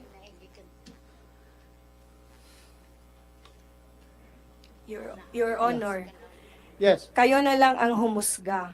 Kung hindi ba siya hindi ba siya manufactured complainant or hindi. It's up to you to decide. Kayo na lang kasi wala na tayong magawa. Inamin niya na kanina na daw ako, fabricated ko daw 'yon. Hindi daw totoo. Then, tapos ngayon siya na ang nag-research, yung anak niya. As simple yung tanong ko gusto ko lang malaman kung ma-demonstrate ba niya kung paano mag-research. Kasi, yung nga daw, nagkuhan daw siya sa iyang anak. pwede natin ipa-demonstrate sa kanya? Hindi, nagtabang daw sa iyang anak daw pag-research. Nagpatulong sa Nagpatulong kanyang anak. sa kanyang anak. So, according to the Office of the President's opinion sa decision, Your Honor, kahit na nga heresy, hindi daw acceptable yung sabi kasi doon sa affidavit ni Raymond Ritubado na mayroon daw siyang friend. Yung friend daw ang nagsabi niya na doon sa EIE, www.eie.com daw makikita, doon ma-research. Yun ang naintindihan ko doon sa Ang sabi ng Office of the President, that is kahit daw heresy, hindi pwedeng tanggapin kasi kailangan ng facts, kailangan ng evidence. Okay, we are noting all your statements here. Your Honor, pwede Yes. mag-proceed tayo sa video? Oh, mo ay kinahanglan nato. Okay. Mo nang mo pitong ipabalik ti ka para mapadayon na to, ha? Sige, please continue. Technicals, mamaya mapahiya na tayo dito, ha? Baka hindi na naman niya mag-play.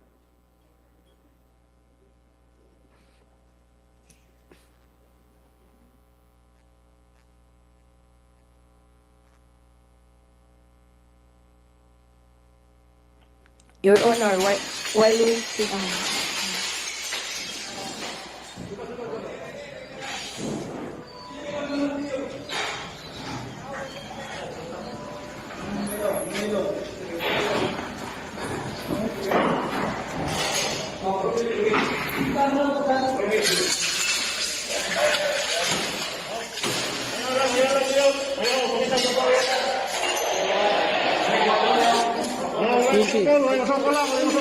Yun si Ampong, sir.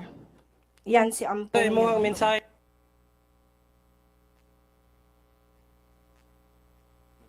As you can see, sinabi nila na walang nakabunit. Diba? Sabi ni General Villanueva kanina na walang nakabunit. That's their protocol. So, ang tanong ko kay retired General Villanueva at saka kay Colonel Ampong, yun ba ang tinatawag nilang protocol? Yun ba ang tamang protocol? Again? At sabi ni Again, Governor Waminal, peacefully implemented daw. Again, sinabi ko na yan kanina that I am doubting itong mga tao na ito. Bakit ganyan ang forma nila? Ako, open lang ako ha. Masaktan naman kayo kung masaktan. Open lang ako magsabi sa inyo na nagdududa talaga ako na baka merong gagawin itong hindi maganda itong mga tao na ito. Bakit kung legal yung in-implement nila na order, bakit nakakover yung mukha nila? Pardon me. This is my own observation lang. Nakikita ko. Pasensya na kayo. Continue.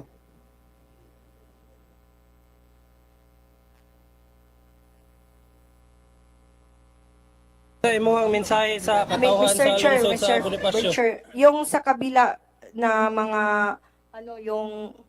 yung pangtali ba yan? Yan yung ginamit ng mga taong yan, ginapos at tinali yung father ko sa wheelchair. At saka yung malong, tinali yung kamay niya, 2 kamay sa wheelchair, at saka yung 2 paa niya. May 2 kamay at saka 2 paa doon sa wheelchair. Hindi ako nakagalaw. At saka may naksyonan pa ko, ininjikan pa ko nila. So, muntik ako, mayroon ng... For the record, yes. Tinali ka sa wheelchair. Yes. Anong Your ginamit na pantali? Nandito, Your Honor. Mayroon pang, may pangalan pang PDRR. PDRR mo. At saka itong malong, nilagay nila sa ulo ko. Nagsinungaling yon si Kuan, Ampong. Colonel Ampong, siya ang tinali mo talaga sa wheelchair. Hindi, Your Honor, hindi siya nagtali, yung kasama niya. Sino? Yung nakapunit, hindi ko kilala.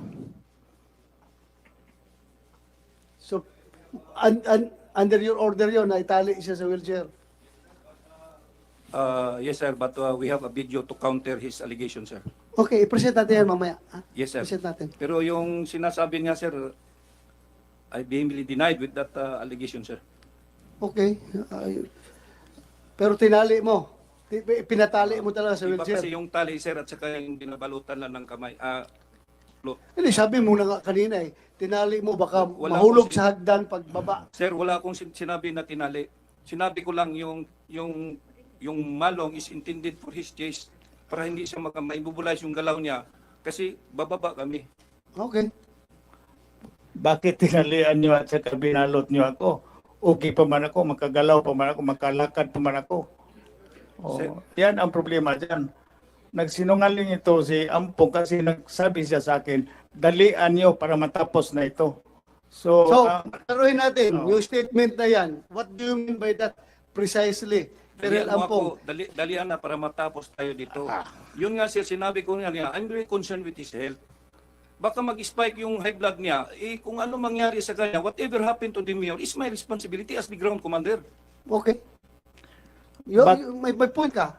Your Ikaw mananagot. Pag namatay yun, mananagot ka. Patay ulo ko, sir. Your Honor, please. Yeah, go ahead, sir. Wala naman silang order na ipalabas ako. Walang pinakitang order, even a single piece of paper. Sabi ko sa kanila, bakit ganito? Mayroon ba kayong order na ipalabas ako dito? Walang Miranda rights, sabi nila, binasahan ako nila ng Miranda rights. Wala silang binasa sa akin. Sinong pulis na doon kasama nyo? Colonel Ampong? Pulis ka ba dati o army? I'm a former police officer, sir. Police officer? Yes, sir. So, did anyone read him of his Miranda rights? Besides me is Captain Benny, sir, but during that time, medyo malayo ako sa kanya. Pero sinabi ko, may karapatan ka, meron kang karapatan, sir, yung karapatan mo ganito. You have the right to remain silent. Pero I don't know if he listened to me because she's busy making calls. Sa galit siya sa akin, sir. Magkilala kami. Magkaibigan kami, sir. Pero ang nagka-problema lang dito, magkaiba kami ng opinion ng batas. Okay, Guinness, Yes, sir. did you read him of his Miranda rights? Sir, at that time, sir, it was retired Colonel Ampong na ang nag-cite sa iyang Miranda rights, sir. So, si Colonel Ampong daw nag-read ng Miranda rights? Do you confirm this? Walang Miranda rights na binasa niya sa akin, Your Honor. Mayroong testigo ako, Your Honor, yung mayroong pulis akong kasama doon kasi may na-detail ako na. Kaya halimbawa, kumusyon, masyadong tense ang situation. Kung ako ang pulis, unahin ko pa ba yung pagbasa ng Miranda rights sa'yo? Ako, isipin muna kita. I-secure muna kita bago ako magbasa ng Miranda rights. After that, afterwards, mga ilang minuto, wala pa rin nagbasa sa'yo? Wala, Your Honor. Wala. Okay. Inawakan ako ng 2 tao na hindi ko kilala na nakabunit na kasama ni Ampong. Pagkatapos dinala ko doon Hindi mo sinabi na pwede man ako maglakad. Sinabihan ko sila. Bakit pa niyo ako ilagay sa wheelchair? Yan, yes, Your Honor. Sinabi mo? Sinabihan ko sila, bakit niyo ako dinala dito? Kasi okay naman ako, wala naman akong sakit. But you were willing to get out from the office? Yes, Your Honor, kasi tinutukan ako ng baril. At saka may 2 taong nakahawak sa akin na nakamas. Kaya nga, Colonel Ampong, hindi nyo na-consider yun na pwede naman siya palakarin. Bakit kailangan pa natin ilagay sa wheelchair? Sir, that is the protocol of the PDRR when we are carrying patient, lalo-lalo na sa... Hindi mo siya patient? Hindi nga, sir, pero lalo-lalo sa edad niya. Yun nga sinasabi ko, sir, I'm very concerned of his health. Kaya nga, yun ang para hindi lang siya madisgrasya, kasi yung cargo ko lahat ng kung anong mangyari sa kanya. Kaya pagdating namin doon sa baba... Okay, sige, we will accept your statement. Okay yun, sige lang, concerned ka sa health niya. Your Honor. So, yeah. Tinutukan, concerned sila sa health, pero bakit tinutukan ng baril? So, Sino nagtutok ng baril? Yung mga kasama niya. Sino yun? Then suspicious looking yung Ikaw, lahat. patrolman Bukida, sir. Bukida, ikaw daw yung nagtutok ng baril? Kay Mayor? Good morning, Your Honor. Yes. I categorically deny the allegation of Mr. Mayor Dumanhog, Your Honor, na ako yung tumutok sa kanya ng baril, Your Honor. Sigurado ka? Yes, Your Honor. Kasi kung ganyan, somebody is lying before this committee. And I don't tolerate lying in this committee dahil sinasayang natin ang oras natin dito kapag tayo nagsisinungaling. And that is an affront to this committee kapag maglalay tayo. And I'm willing to cite in contempt anybody who's brazen enough to lie before this committee. Sino nagsinungaling ngayon?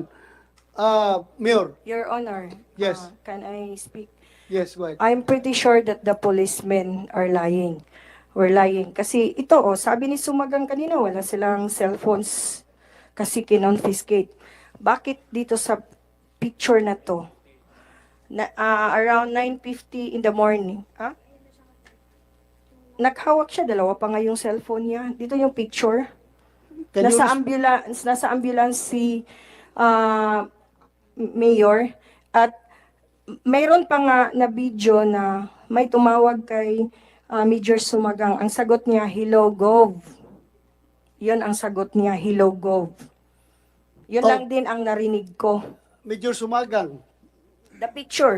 May picture doon na may hawak ka cellphone. Tapos sabi mo, wala kayong cellphone kaya hindi ka matawagan ng Chief PNP. Yes, sir. With regards to that picture, sir, it is already, as said by the suspended Mayor Macharo Tumanog Panal, sir, na 9:30, sir. The operation, sir, started at 6:15 to 7 o'clock in the morning, sir. So that time, sir, I have already get clearance with my provincial director, sir, and my regional director, sir. So tapos na po yung scenario na yun, sir. Okay, so meaning, binalik na yung cellphone ninyo? Yes, sir. After po nakausap po si Ardic, sir. Yes, Attorney. Yes, Gallego, Mr. Chair. Yes, go ahead. Considering the statement of Chief Sumaga, Mr. Chair, our conversation with General Acorda happened sometime in 10:30 to 11. So considering that that picture happened when Mayor Dumanhog was still in the ambulance. That's before I arrived. So how come that his statement now says that that happened before the morning or earlier, and then the ICS operation? There is already a clash of informations from Chief Samagang, considering that again my conversation with the General Acorda happened sometime in 10:30, wherein Chief Sumagang kept on saying that we were not allowed to bring our cell phones, or our cell phones were also confiscated. On top, and also on that, Mr. Chair, is that at that time when I was talking with General Acorda, my cell phone was on speakerphone, and I showed it to the police at that time. It was Bienes at that time. I showed my phone. The name of the chief was printed, is shown in the screen. So how come, and the voice of the chief, of the general, is also clear that it is his voice. So how come that he will say to me, or he will say now, that hindi sila sigurado kung ang hepe or ang chief PNP ba yun? Well, That's this, just my statement, Mr. Chair. this chairman is noting all those observations. Kanina pa yan, nakita ko. So yun nga, Major Sumagang, bakit nga, sabi mo, wala kayong cellphone, 18:30 na pala yun, yung nag-usap kayo. Yes, sir. Yung cellphone po, sir, is ano yun, sir? With the clearance of my sir, incident commander, sir, and then my provincial director, sir, na the operation against the suspended mayor, sir, is already, sir, tapos na po, sir. So, with their clearance, sir, kinuha ko na po yung cellphone. Kasi alam ko, sir, maraming tatawag talaga, sir. Kaya, nung nakita ni attorney, sir, na bandang 11, sir, yung tumawag na po si, sir, si